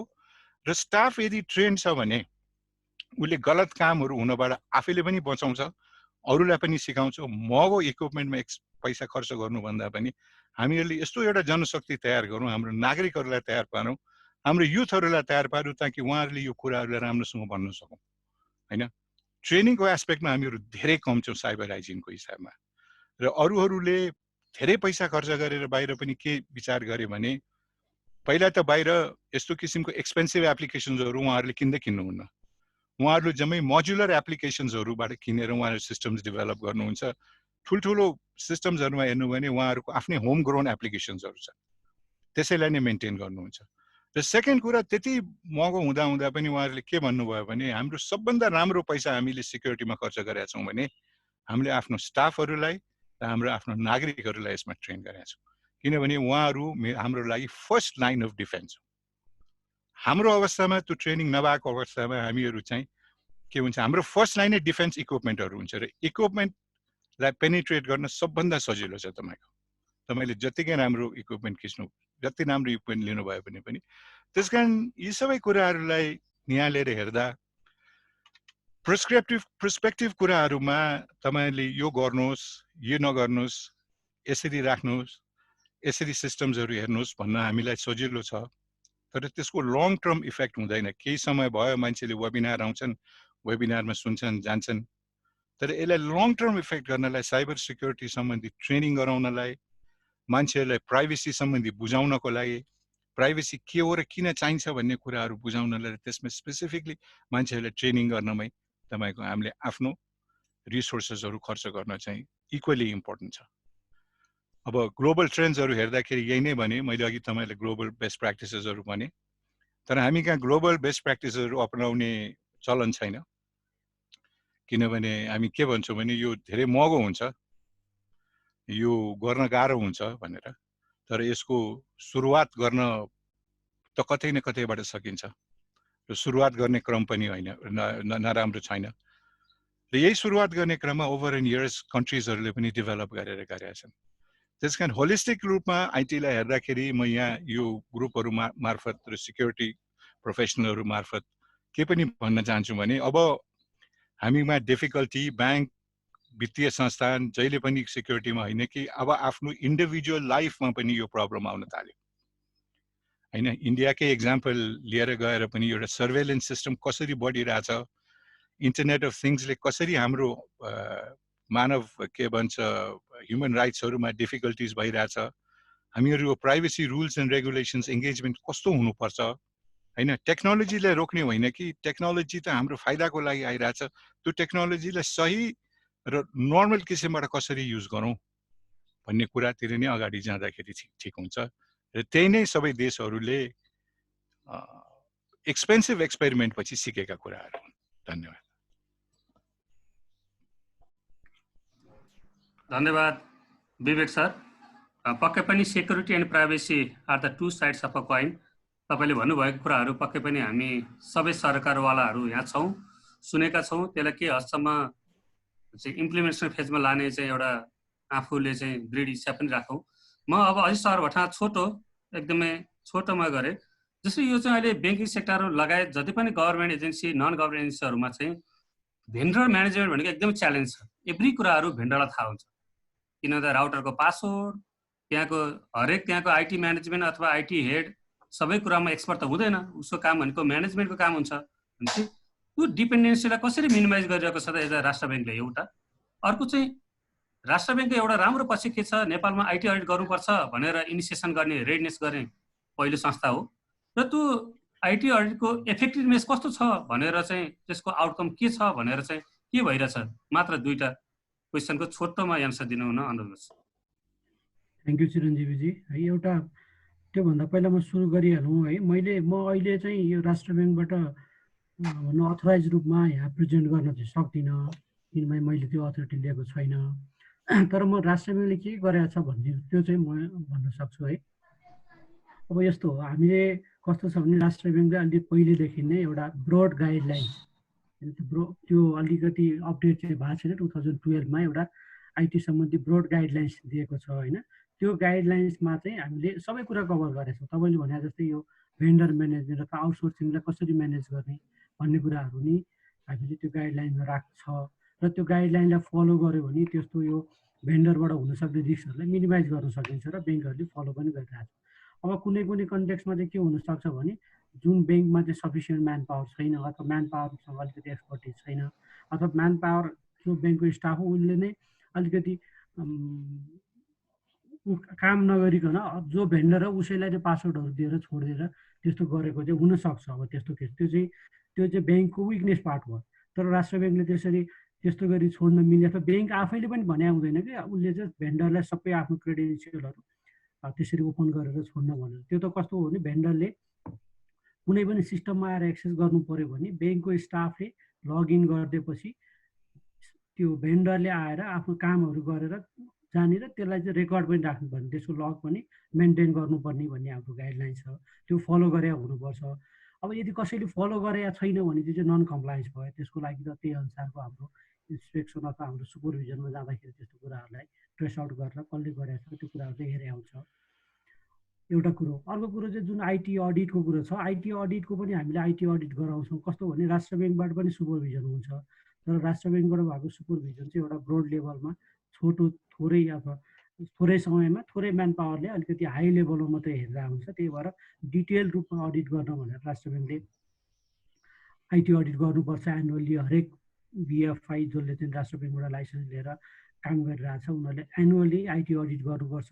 त्यो अडिटलाई चाहिँ अडिट रिपोर्टलाई उसको बोर्डबाट पनि एप्रुभ गराउनुपर्छ अथवा त्यहाँ भएको अडिटले फाइन्ड आउट गरेको जति पनि इस्युहरू छ त्यसलाई चाहिँ सल्भ गर्नुपर्छ भन्ने कुरा छ, त्यो पनि गर्नुपर्छ। र त्यो कुरा चाहिँ राष्ट्र ब्याङ्कले फेरि एनुअल अथवा टाइममा गर्ने राष्ट्र ब्याङ्कबाट जाने सुपरभिजनमा फेरि त्यसलाई हेरिराखेको हुन्छ। र त्यही अनुसार नै अहिले अपडेटहरू पनि भइरहेछ। तपाईँले हेर्नु पहिला आइटी अडिट मात्रै गर्नुपर्छ भन्ने थियो, पछि होइन आइटी अडिट एनुअली गर्नुपर्छ भन्ने आयो होइन। त्यसपछि त्यसको चाहिँ सबै जति पनि इस्युहरू ट्रेस आउट भएको छ त्यसको सल्युसन गरेर त्यसको चाहिँ एउटा कसरी इम्प्लिमेन्टेसन कसरी त्यसको सल्युसनहरू निकाल्ने भनेर एउटा टाइम टेबल बनाएर इस्यु त्यो लागुको इम्प्लिमेन्ट गर्नुपर्छ भन्ने छ। त्यही भएर त्यो ग्रेजुअली त्यो अपडेट पनि भइराखेको छ, त्यो अपडेट नभएको होइन। हस्, धन्यवाद। म लोकराज सर भट्ट आएँ। छोटोमा नेपाल सरकारले नेसनल सर्ट कहाँ पुग्यो, कहिले आउँछ? म फेसबुकको वालहरूमा देख्छु सरकार हामीलाई नेसनल सर्ट चाहियो भन्ने कुराहरू पनि आउँछ। र सरले मलाई दुईवटा, एउटा चाहिँ नेसनल सर्टको बारेमा अपडेट र एउटा डिस्प्युट ह्यान्डलिङमा चाहिँ सरकारले के गरिरहेछ, यो दुईटामा चाहिँ लोकराज सरबाट चाहिँ। सर म्युट छ हजुर। लोकराज सर म्युट छ। अर्को क्वेसन देखिरहेको छु यहाँ। यो सर्भर डेटाहरू चाहिँ नि बाहिर भित्र राख्ने सबै राख्नुपर्ने भन्ने कुरा, यो पनि राम्रो क्वेसन गर्नुभएको छ यहाँ। जस्तो एउटा डेटाको कुरामा म भन्न चाहेँ, जस्तो डेटा सबै डेटाहरू हामीले यहीँ देशभित्र राख्ने भनेर चाहिँ नि भनेको होइन। त्यहाँ बिलमा प्रपोज गरे के भने केही भनेर भन्न खोजेको, किनभने इन्टरनेसनल प्र्याक्टिस अनुसार केही डेटाहरू देशमा राख्ने भनेर भनेको छ, सबै राख्ने भनेर भनेको छैन। त्यहाँ जसरी क्वेसन गर्नुभएको नि राम्रो कुरा क्वेसन गर्नुभयो, किनभने सबै अहिले के हुन्छ भने इन्टरनेसनल जस्तो भनौँ न अमेजनको सोल्युसनलाई नराम्रो भनेर त भन्न सकिँदैन। माइक्रोसफ्टको होला, अमेजनको होला, अरूको होला, त्यहाँ टेक्नोलोजिकल्ली तिनीहरू राम्रो होला र सस्तो पर्ला, हामीले सस्तोमा चाहिँ नि पाउन सकिन्छ। त्यो हुँदाखेरि सबै राख्ने हुँदैन। तर केही अब एउटा जुनसुकै देशको एउटा आफ्नो नेसनल पोलिसी हुन्छ, एटलिस्ट यो डेटा चाहिँ नि यहाँ हुनु पर्यो भनेर। अघि पनि विवेक सरले पनि भन्नु भने प्राइभेसीको कुरा एकदम इम्पोर्टेन्ट कुरा हो होइन। त्यो हिसाबले के भनेको छ भने फाइनेन्सियल डेटा र हेल्थ रिलेटेड डेटाको लागि मात्र भनेर भनेको छ है, सबै भनेको छैन। उहाँ एकजना सरले क्वेसन सोध्नु भएको रहेछ। अनि अब सर्टको कुरामा यस्तो छ, अब अहिले म हाम्रो के अरे महासचिवज्यूलाई अस्ति मन्त्रालयबाट कोही हुनुहुन्छ भने भनेको थिएँ, किनभने अहिले मन्त्रालयले लिड गरिरहेको छ सर्टको। तर अब यसो हो, सर्ट भन्दैमा मन्त्रालय भनेर अघि नै भनिसकेँ नि, यस्तो कुराहरू हामी सबैको हो, हामी सबैले गर्नुपर्छ। र कतिले त्यो मन्त्रालयको सर्टभन्दा अगाडि पनि चाहिँ नि इनिसिएटिभ लिएर धेरै मेहनत गरेर अगाडिदेखि नै इन्टरनेसनल एजेन्सीसँग कोअर्डिनेसन गरेर अवेरनेस लगायत अरू काममा चाहिँ नि अगाडि नै काम गरिराख्नु भएको छ। उहाँहरूलाई म स्यालुट गर्न चाहन्छु। त्यही भएर यस्तो कुरामा तर अब मन्त्रालयमा एउटा लिडरसिपमा अब त्यहाँ अब हामीले अहिले फेरि अलिकति केही चेन्ज भएकोमा कसरी लैजाने कसरी कोअर्डिनेट गर्ने र सेक्टरल सर्टहरूको पनि, जस्तो अब त्यहाँ अहिले मन्त्रालयमा सहसचिवज्यूहरू अनि उपसचिव अनि आइटीको अलिकति चेन्ज भएको छ। अब हामी फेरि यसमा काम गर्नेछौँ र एउटा कस्तो भयो भने अलिकति डेडिकेटेड टिम जस्तो, सरकारीमा कस्तो हुन्छ नर्मल्ली यो कमिटीहरूको कुरा छ, कमिटी भएर अब अरू राख्ने भन्दा नि अलिकति डेडिकेटेड टिम र एउटा कमी कस्तो देखियो भने बाहिरको संस्थाहरूसँग प्राइभेट सेक्टरसँग पनि एकदम राम्रो कम्युनिकेसन चाहिँ नि भइराख्नु पर्यो। ठिक छ, केही कुराहरू के हुनु पर्यो भने सबै कुराहरू सर्ट भनेर सबै कुराहरू सर्टलाई दिन सकिँदैन। त्यही भएर त्यहाँ एउटा राम्रो इन्टरनेसनल प्र्याक्टिस अनुसार के भयो भने फाइनेन्सियल्स गरेर त्यसलाई लिड चाहिँ नि जस्तो एनआरबीले गर्ने भनेर एउटा डिस्कसनमा आएको छ। राम्रो कुरा हो, किनभने उहाँहरूले सबैले उसलाई ट्रस्ट गर्न सक्नुहुन्छ, किनभने सबैले एउटैलाई ट्रस्ट गर्ने भन्ने हुँदैन। अब अरू पुलिसतिरको छुट्टै नेपाल पुलिसको अरूतिर हुनसक्छ, त्यस्तै गरी अरू सेक्टरको चाहिँ नि हामी अरूतिर लिड गर्न सक्छौँ। यसरी प्राइभेट अरू संस्थाहरू सर्टकोमा चाहिँ यो सेक्टरमा काम गर्ने अरू संस्थाहरू पनि छन्। हामी सबैले के गर्नु भने एउटा सेक्टरल बनाउँदै जाने भन्ने कुरा भइरहेछ। त्यो हुँदा त्यो सेक्टरलाई चाहिँ नि विश्वास गर्ने खाले एउटा त्यो मेकानिजम बन्नु पर्यो र त्यहाँ केही समस्या भयो भने नेसनलमा आउनु पर्यो। नेसनलले सबै गर्न सक्ने भन्ने नि हुँदैन र सबै रहेको कमिटीले पनि गर्न सक्दैन। अब त्यसमा एक्सपर्टको कुराहरू एकदमै इम्पोर्टेन्ट छ। 24 घण्टा एक्सपर्टहरू राख्ने कुरा छ। यसमा फेरि प्राइभेट सेक्टरबाटै आउनुपर्ने हुन्छ, किनभने हामीले अहिले प्रोफेसनल सिक्युरिटी प्रोफेसनलको कुराहरू अब एकदमै चाहिने भयो। जसरी आइटी बिलमा पनि के भनेको छ भने सबै सरकारी संस्थाहरूमा त सिक्युरिटी चाहिँ नि अफिसर हुन राख्नै पर्ने भनेर भन्थ्यो। अब त्यो एउटा कदम हो, वान स्टेप हो नि त। सिक्युरिटी प्रोफेसनल चाहिँ नि उसले राख्नै पर्ने भनेपछि त यो कुरा उसले के गर्ने भने लिडरसिपलाई अवेर गराउनु भयो, यो यतिको इम्पोर्टेन्ट छ, यो गर्नै पर्छ है, यसलाई रिसोर्स राख्नै पर्छ है भनेर उसले अवेर गराउन सक्ने भयो नि त। त्यही भएर सर्टकोमा अलिकति केही ढिलो भएकै छ, यसमा म चाहिँ नि स्वीकार गर्छु होइन।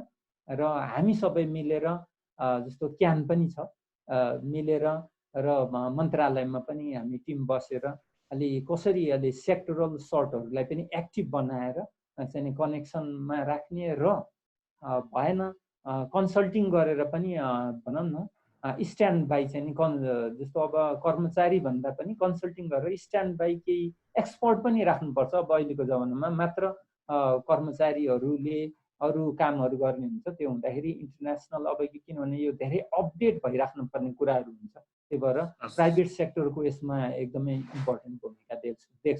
र प्राइभेसीको एउटा कुरा है, यसमा पनि एकदमै अहिले के देखियो भने म जस्तो यो ट्रेसिङको कुरा आयो, मैले जतिवटा सोल्युसन कति छ भनेर डाउनलोड गरेर हेर्दाखेरि नि यो डेटा प्राइभेसीको कुरा एकदमै, किनभने सबै कुरा दिनुपर्ने हामीले होइन, लोकेसनको कुरादेखि अरू हाम्रो मेडिकल इन्फर्मेसनहरू कहाँ रहन्छ कसरी रहन्छ भन्ने धेरै इम्पोर्टेन्ट छ। यो कुरामा बिलमा चाहिँ नि एड्रेस गरिएको छ।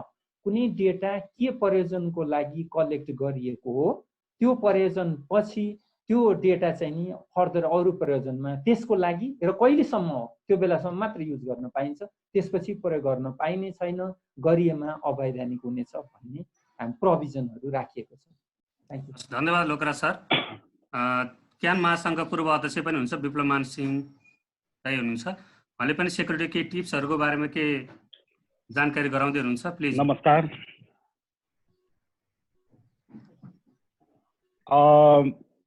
सबै प्यानलिस्टहरूले चाहिँ राम्रो प्रेजेन्ट गर्नुभयो। म चाहिँ कति यो डिजिटल सिग्नेचर रिलेटेड चाहिँ कम्पनीमा छु, नेपाल सिङ कम्पनी भनेर चाहिँ अब गभर्मेन्टबाट लाइसेन्स प्राप्त गरेर हामीले डिजिटल सिग्नेचरहरू चाहिँ डिस्ट्रिब्युट वा चाहिँ बेचिरहेछौँ। लोकराज सरले जुन यो डिजिटल फ्रेमवर्कमा चाहिँ डिजिटल सिग्नेचर पनि छ भन्ने कुरा चाहिँ हिँड्नुभयो होइन। तर साइबर सिक्युरिटीको कुरा जब हामी गर्छौँ, डाटा सिक्युरिटीको चाहिँ धेरै कुरा गर्छौँ होइन, त्यसमा चाहिँ भनौँ न प्राइभेसी लगायत कोही चिजहरू गर्छौँ। तर ट्रान्ज्याक्सन सेक्युरिटीको कुरो जुन छ, ट्रान्ज्याक्सनलाई चाहिँ कसरी सेक्योर बनाउने र त्यसलाई अटिकेट कसरी बनाउने भन्ने कुरो चाहिँ एउटा पाटो, ठुलो पाटो हो त्यो। र त्यसमा चाहिँ डिजिटल सिग्नेचर प्रयोग भयो भनेर त मैले भनिराख्नु परेन होइन। त्यसमा चाहिँ अब युज हुने इन्क्रिप्सनहरूकै कुराहरू छन् र इभन नाउडेज पिकेआई इन्फ्रास्ट्रक्चरबाट त चाहिँ यो बिटकोइनहरू होइन इलेक्ट्रोनिक कोइनहरू यिनीहरू पनि भनौँ न क्रिप्टो करेन्सीहरू चाहिँ ल्याउन सकिन्छ। सेक्योर ट्रान्जेक्सनको लागि इन्क्रिप्सनहरू युज गर्न सक्छ। यो चिजहरू पनि हजुर चाहिँ अलिकति बुझेर भनौँ न सकेसम्म डिजिटल सिग्नेचरलाई चाहिँ अब यो डिजिटल सिग्नेचरलाई नेपाल सर्टिफाइङ कम्पनीले सरकारले चाहिँ डिस्ट्रिब्युट गर्नुपर्ने चिज बिचमा चाहिँ उहाँहरूको सरकारको सहयोगको लागि आएको कम्पनी हो र त्यही मानेमा चाहिँ यसलाई पनि अलिकति प्रायोरिटाइज गरेर अगाडि लगिदिनु हुन्छ कि भन्ने चाहिँ मेरो आग्रह र यसमा चाहिँ टेक्निकल्ली के कसो भन्ने चाहिँ कसरी गर्ने भन्ने अलिकति विवेकजीले किनभने उहाँ इन्टरनेसनल एक्सपोजर पनि छ र यो मानेमा यो क्रिप्टोग्राफीमा चाहिँ उहाँलाई राम्रै त्यो थाहा पनि छ अलिकति प्रकाश पारिदिनु हुन्छ कि भन्ने पनि एउटा सानो कुरा भन्न पाउँछु म। धन्यवाद। थोरै भन्न सक्छु सरकोमा थोरै सर के भने 1-2 दिन अगाडि मलाई अलिकता केही ऊ पनि आयो क्वेरी पनि आयो ठ्याक्कै सर यहाँ भेट्नु भयो यदि टाइम छ भने म सोधेँ ल। कसो भने पब्लिक प्रोक्योरमेन्ट अफिसको पोर्टल छ नि अहिले जस्तो एकदम इम्पोर्टेन्ट अब सबै कुराहरू इम्पोर्टेन्ट भएको छन् हामी डिजिटल डिपेन्डेन्स वात्तै बढेको छ नि त। यसमा पब्लिक प्रोक्योरमेन्टको अहिले किनभने अब सबै मान्छे त ऊ हुने कुरा भएन। यसमा के भयो भने उहाँले डिजिटल सिग्नेचर इनेबल्ड छ कि छैन सरलाई जानकारी होला त्यो उहाँ पोर्टल यो उहाँहरू लिनको लागि पब्लिक प्रोक्योरमेन्ट अफिसमा चाहिँ पिपिएमओ भन्छ हामी हैन हो। पिपिएमओमा चाहिँ हाम्रो कुरो चाहिँ के भन्छ भने तपाईँहरूको चाहिँ डिजी पहिला त्यहाँको हुनुहुन्थ्यो हाम्रो प्रेम सर चाहिँ त्यहाँ हुनुहुन्थ्यो उहाँ भएकै बेलामा त्यो सफ्टवेयर बनेको हो होइन। र अर्को भनेको अहिले त्यहाँ चाहिँ सरुवा भएर हाम्रो मनिषजी ड्युटी कन्ट्रोल त्यहाँ पुग्नु भएको त्यसपछि उहाँहरूले यो सिस्टम पनि थाहा छ उहाँहरूलाई उहाँको आफ्नो सिस्टममा कसरी इन्टिग्रेट गर्ने भन्ने पनि थाहा छ। अब यसलाई इम्प्लिमेन्टेसन फेजमा चाहिँ डिजिटल सिग्नेचर र सर्टिफिकेटलाई कसरी युज गर्ने भन्ने एउटा कुरो भयो। अर्को कुरो भनेको स्ट्याम्पिङ सर्भर भन्छौँ त्यो उहाँहरूको चाहिँ टेन्डर सबमिट हुने बेलामा त्यसमा चाहिँ एउटा टाइम स्ट्याम्प गरेर कुन समयमा चाहिँ बुझाएको भन्ने मिल्छ त्यो टाइम स्ट्याम्पिङ सर्भरमा चाहिँ त्यहाँ काम गर्ने भनेर अगाडि बढी छ होइन। तर यो गर्न सकिन्छ र हामी छौँ। यसमा म्यानेजमेन्ट कन्सल्टेन्टहरूबाट चाहिँ यो कुरा भएको थियो मैले गर्नै पर्छ भन्ने सर यो गर्नै पर्छ भन्ने। त्यही भएर यस्तोमा के भने हामीले पनि अलिकति अलि बुझाउन सबैलाई नसकेको हो कि यसमा मेरो पनि गल्ती छ होइन। हामीले सबैलाई धन्यवाद सरहरूलाई धन्यवाद आफ्नो विचार लोकराज सर हामीले अब डेपुटी कन्ट्रोलरलाई नै के भनेर बुझाउने अब होइन जसले डिजिटल सिग्नेचरको अफिसै हाँकेर गयो अहिले वही हुनुहुन्छ के। ठिक छ अब मिलेर यसलाई गर्नुपर्छ किनभने यो जरुरी चिज हामी त्यो गरौँला सबै गर्ने भनेर भन्ने छ। अलि हामीले सबैलाई अलि प्रचार कहिलेकाहीँ भएको कुरा पनि अब सबैलाई नभन्दाखेरि पनि त्यसले त्यो सबैले युजै गरे भने त्यो एकदम गाह्रो कुरा जस्तो गर्दाखेरि अनि कसैले यो गरे धन्यवाद लोकराज सर महँगो भयो भनिन्छ कि केही वर्ष अगाडि म सम्झन्छु एकदमै हस् थ्यांक यू समय सान्दर्भिक भनेको लागि सरलाई पनि थ्यांक यू। यो एक दुई अर्कोमा आउला म प्यानलिस्टहरुको म मोना म्यामबाट जान्छु। अब लास्टमा एकदम 1 मिनेटमा what is the way forward रिस्कलाई नेपाली कन्टेक्स्टको साइबर सेक्युरिटीको रिस्कलाई मिनिमाइज गर्नलाई तपाईको आफ्नो विचारमा अर्गनाइजेसनले के गर्नुपर्छ, तपाईँ व्यक्तिले के गर्नुपर्छ र सरकारले के गर्नुपर्छ, तीनटा एक एक पोइन्ट लास्टमा 1-1 मिनेटमा भनिदिनुस्। मोना म्याम मैले एकदम छोड्ने भन्नुपर्दाखेरि चाहिँ मैले पहिले जस्तै एउटा अवेयरनेस हाम्रो एउटा पोलिसी गाइडलाइन्स बनाउने र त्यो अनुसार फलो गर्ने र अर्को कुरा भन्नुपर्दा अलिकति इन्भेस्टमेन्ट गर्ने सेक्युरिटी चाहिँ चाहिन्छ भन्ने कुरा चाहिँ हामी सबैले जानकारी लिएर अलिकति इन्भेस्टमेन्ट चाहिँ यसमा गर्ने। हस् धन्यवाद। अदिश सर, हजुरको आफ्नो तर्फबाट, संस्थाको तर्फबाट र सरकारको तर्फबाट चाहिँ के भयो भने चाहिँ अथवा केमा ग्याप छ, त्यो रिस्कलाई मिनिमाइज गर्न के गर्नुपर्छ जस्तो लाग्छ? अब एउटा कस्तो छ भने अब मेन कुरो त अवेरनेस नै हो, तर अवेरनेस चाहिँ अहिले बढी त्यसलाई अहिले इमिडिएटली इम्प्लिमेन्ट गर्न चाहिँ टप म्यानेजमेन्ट चाहिँ अलिकति अवेर हुनु पर्यो। आइटी अथवा आइटी सेक्युरिटी सम्बन्धी अवेरनेस चाहिँ टप म्यानेजमेन्टमा अलि बढी भयो भने यसलाई इम्प्लिमेन्टेसन गर्न सजिलो हुन्छ। अब अवेरनेस भन्ने कुरो त सबै युजरदेखि सबैलाई चाहिने हो, तर यसलाई इम्प्लिमेन्टेसन गर्नको लागि टप म्यानेजमेन्ट पोजिटिभ हुनुपर्छ। त्यसको लागि टप म्यानेजमेन्टलाई अवेर गराउने काम गर्नुपर्ने। हस् धन्यवाद। लोकराज सर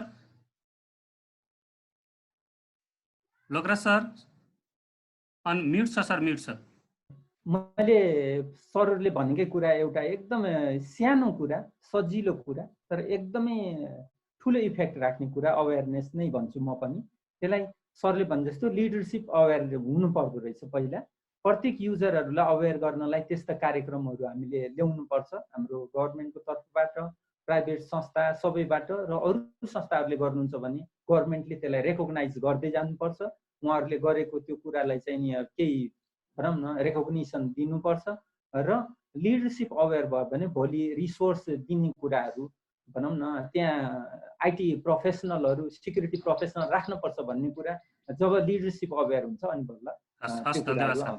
विवेक सर, अब पब्लिक प्राइभेट पार्टनरसिप र मल्टी स्टेक होल्डर अप्रोचमा चाहिँ कसरी यसलाई चाहिँ सेयर होल्डरको चाहिँ स्टेक होल्डरको भ्युज लिएर रिस्कलाई मिनिमाइज गर्नलाई what is the way forward? अब मल्टी स्टेक होल्डरको भ्युजबाट गभर्मेन्ट अगाडि जाने हो भने उहाँहरूले स्टेक होल्डर्सलाई रेकग्नाइज गर्नु पर्यो। टेक्निकल ग्रुप मात्रै स्टेक होल्डर होइन, जहाँसम्म कम्युनिकेसनको, इन्फर्मेसन टेक्नोलोजीको, आइटीको कुरा आउँछ, सर्वत्र किसिमका मान्छेहरू यसका स्टेक होल्डरहरू हुन् भनेर पहिला बुझ्नु पर्यो। र सेकेन्ड कुरा, यो जुन रिस्कको कुरा, अब टेक्नोलोजी, इन्फर्मेसन, आइटी सिक्युरिटीको रिस्कको समय गयो। अब हामीले मात्रै यो कुरा गरिरहेछौँ, बाहिर आइटीको कुरा गर्यो, आइटी सिक्युरिटीको कुरा गर्यो भने मान्छे हाँस्छन्। अब अहिले डेटा प्राइभेसीको कुराहरू गइरहेछन्। पढ्ने चाहिँ मास्टर्समा पढ्ने, अनि किताब चाहिँ एबिसिडीको पढिरहे जस्तो फिल हुन्छ। त्यसकारण अहिले रियल इस्युजहरू पनि सिक्युरिटीको इस्युजहरू भन्दा पनि प्राइभेसीको इस्युजहरूलाई सिक्युरिटी मार्फत कसरी सल्भ गर्ने भनेर हेर्नुपर्छ। धन्यवाद। हस् धन्यवाद विवेक सर।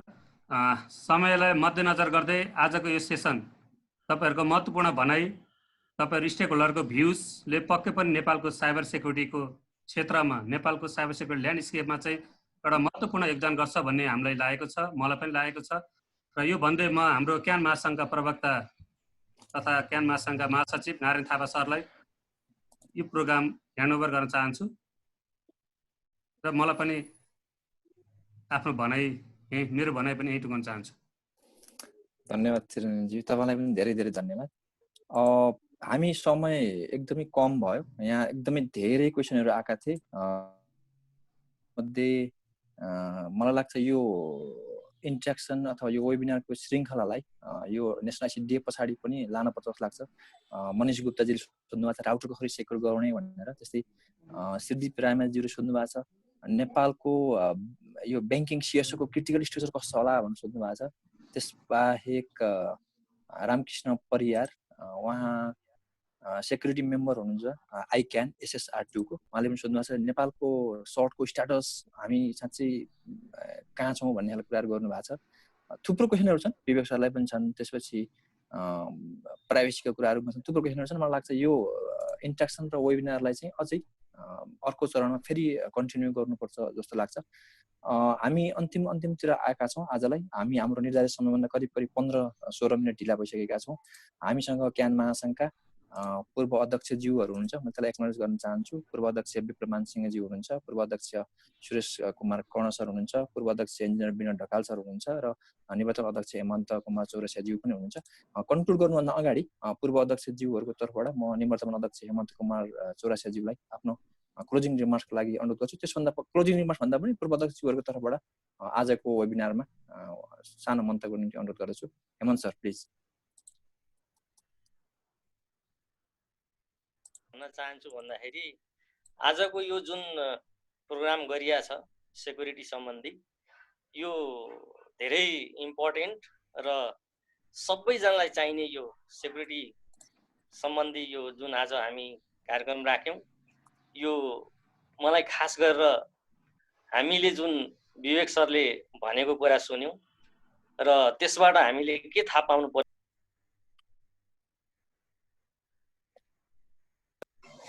डिभाइस मात्रै युजर गरेर हामीले मात्रै पार गर्न सक्दैनौँ, सेक्युरिटी हामी दिन सक्दैनौँ। यसका लागि रिसोर्स हामीलाई चाहिन्छ र यसको लागि ट्रेनिङ भरपूर मात्रामा चाहिन्छ र आजको दिनमा धेरै सेक्युरिटी सम्बन्धी प्रोफेसनल ट्रेनिङहरू छन् जुन कि सबै प्रोफेसनल मान्छेलाई चाहिन्छ र युजरहरूले यसलाई कसरी युज गर्ने, युजरहरूलाई अझ हामीले चाहिँ यसलाई बढीभन्दा बढी अवेर गराउनुपर्छ। जब हामी मात्रै डिभाइस किन्छौँ, डिभाइस जडान गर्छौँ र डिभाइसले मात्रै सम्पूर्ण काम हुँदैन, युजरले पनि जान्न सक्नुपर्छ। यो चाहिँ नि धेरै नै इम्पोर्टेन्ट कुरा रहेछ र यसरी नै हामी सम्पूर्ण युजरहरूले यसलाई अवेर गरेर, यसलाई आत्मसात गरेर बढीभन्दा बढी यो डिजिटल नेपालको एउटा नारा जुन हामी सम्पूर्ण सरकारले र हामी आम जनताले लिएर अगाडि जानुपर्छ। आजको माग भनेकै डिजिटल हामी जानुपर्छ र डिजिटल नै युज गर्दाखेरि हामी सजिलो र सहज रूपमा अगाडि बढ्न सक्छौँ।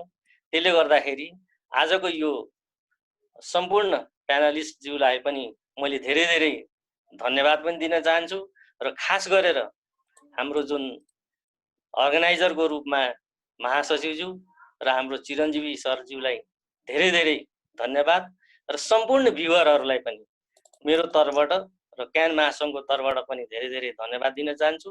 र यसरी नै यो लकडाउनको बेलामा हामी चाहिँ नि यो कार्यक्रमहरू, यस्ता किसिमका कार्यक्रमहरू अझ अर्गनाइज गरौँ र सूचना प्रविधिलाई भरपूर प्रयोग गरौँ। यसैमा हामीलाई अगाडि बढाउने, देशलाई अगाडि बढाउने भन्ने कुरा हामी एकदमै सचेत रहौँ र यो कोरोना भाइरसबाट घरमा बसौँ र सेफ बसौँ भन्ने धारणा राख्दै म आफ्नो 2 शब्द यहीँ टुङ्ग्याउँछु। धन्यवाद। धन्यवाद निवर्तमान अध्यक्षज्यू, सबै पूर्व अध्यक्षज्यूहरूको तर्फबाट आफ्नो रिमार्क्सको लागि। मैले अलिकति क्लोजिङ रिमार्क्स भने जस्तो लाग्छ, मैले त्यसलाई सोचाउन चाहन्छु। आजको यो वेबिनारलाई भोट अफ थ्याङ्क्स सहित समापन गरिदिनु हुनुको निम्ति म क्यान महासङ्घका उपाध्यक्ष श्री एसएम गिरिजीलाई अनुरोध गर्दछु र उहाँको मन्तव्यपछि, रिमार्क्सपछि हामी वेबिनार अफिसियल्ली यहीँ समापन हुने नै छ। उपाध्यक्षज्यू प्लिज।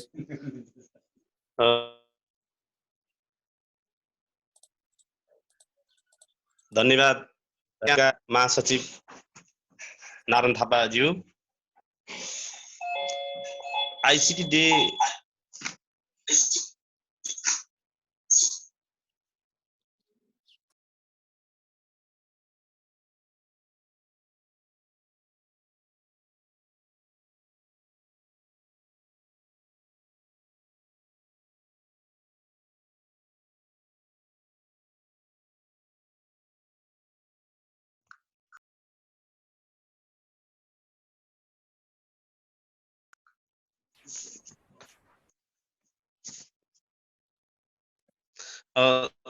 धन्यवाद क्यान महासङ्घका महासचिव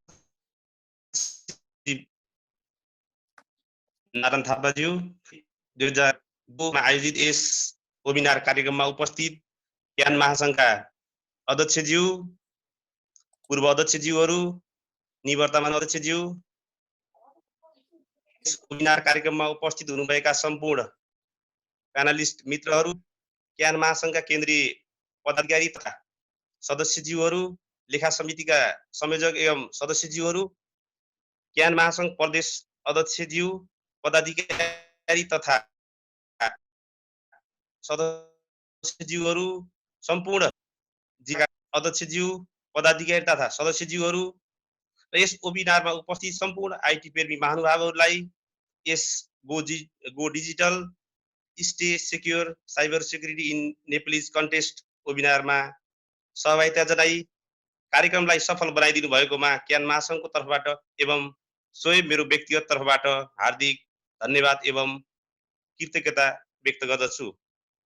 आजको यस वेबिनार कार्यक्रममा हाम्रा विद्वान मित्रहरूले go digital stay secure cyber security in Nepali कन्टेक्स्टमा महत्त्वपूर्ण समय दिई प्रेजेन्टेसन तथा महत्त्वपूर्ण विचार व्यक्त गरिदिनु भएकोमा Ajit Regmi director department of information technology, Vivek Rana principal consultant इन्फ्लुएन्स्योर LLP, miss Mona ma'am director for software development लक पोइन्ट र यो कार्यक्रममा मोडरेटरको भूमिका निभाएका महासङ्घका सचिव चिरञ्जीवी अधिकारीज्यूलाई धन्यवाद र कार्यक्रममा उपस्थित सहयोग गरिदिनु भएकोमा सम्पूर्ण मित्रहरूलाई धन्यवाद ज्ञापन गर्न चाहन्छु र आगामी कार्यक्रममा पनि उपस्थितिको लागि हार्दिक अनुरोध गर्दछु। अन्तमा अध्यक्षज्यूको आज्ञाले यो वेबिनारको जानकारी गराउँदछु। धन्यवाद।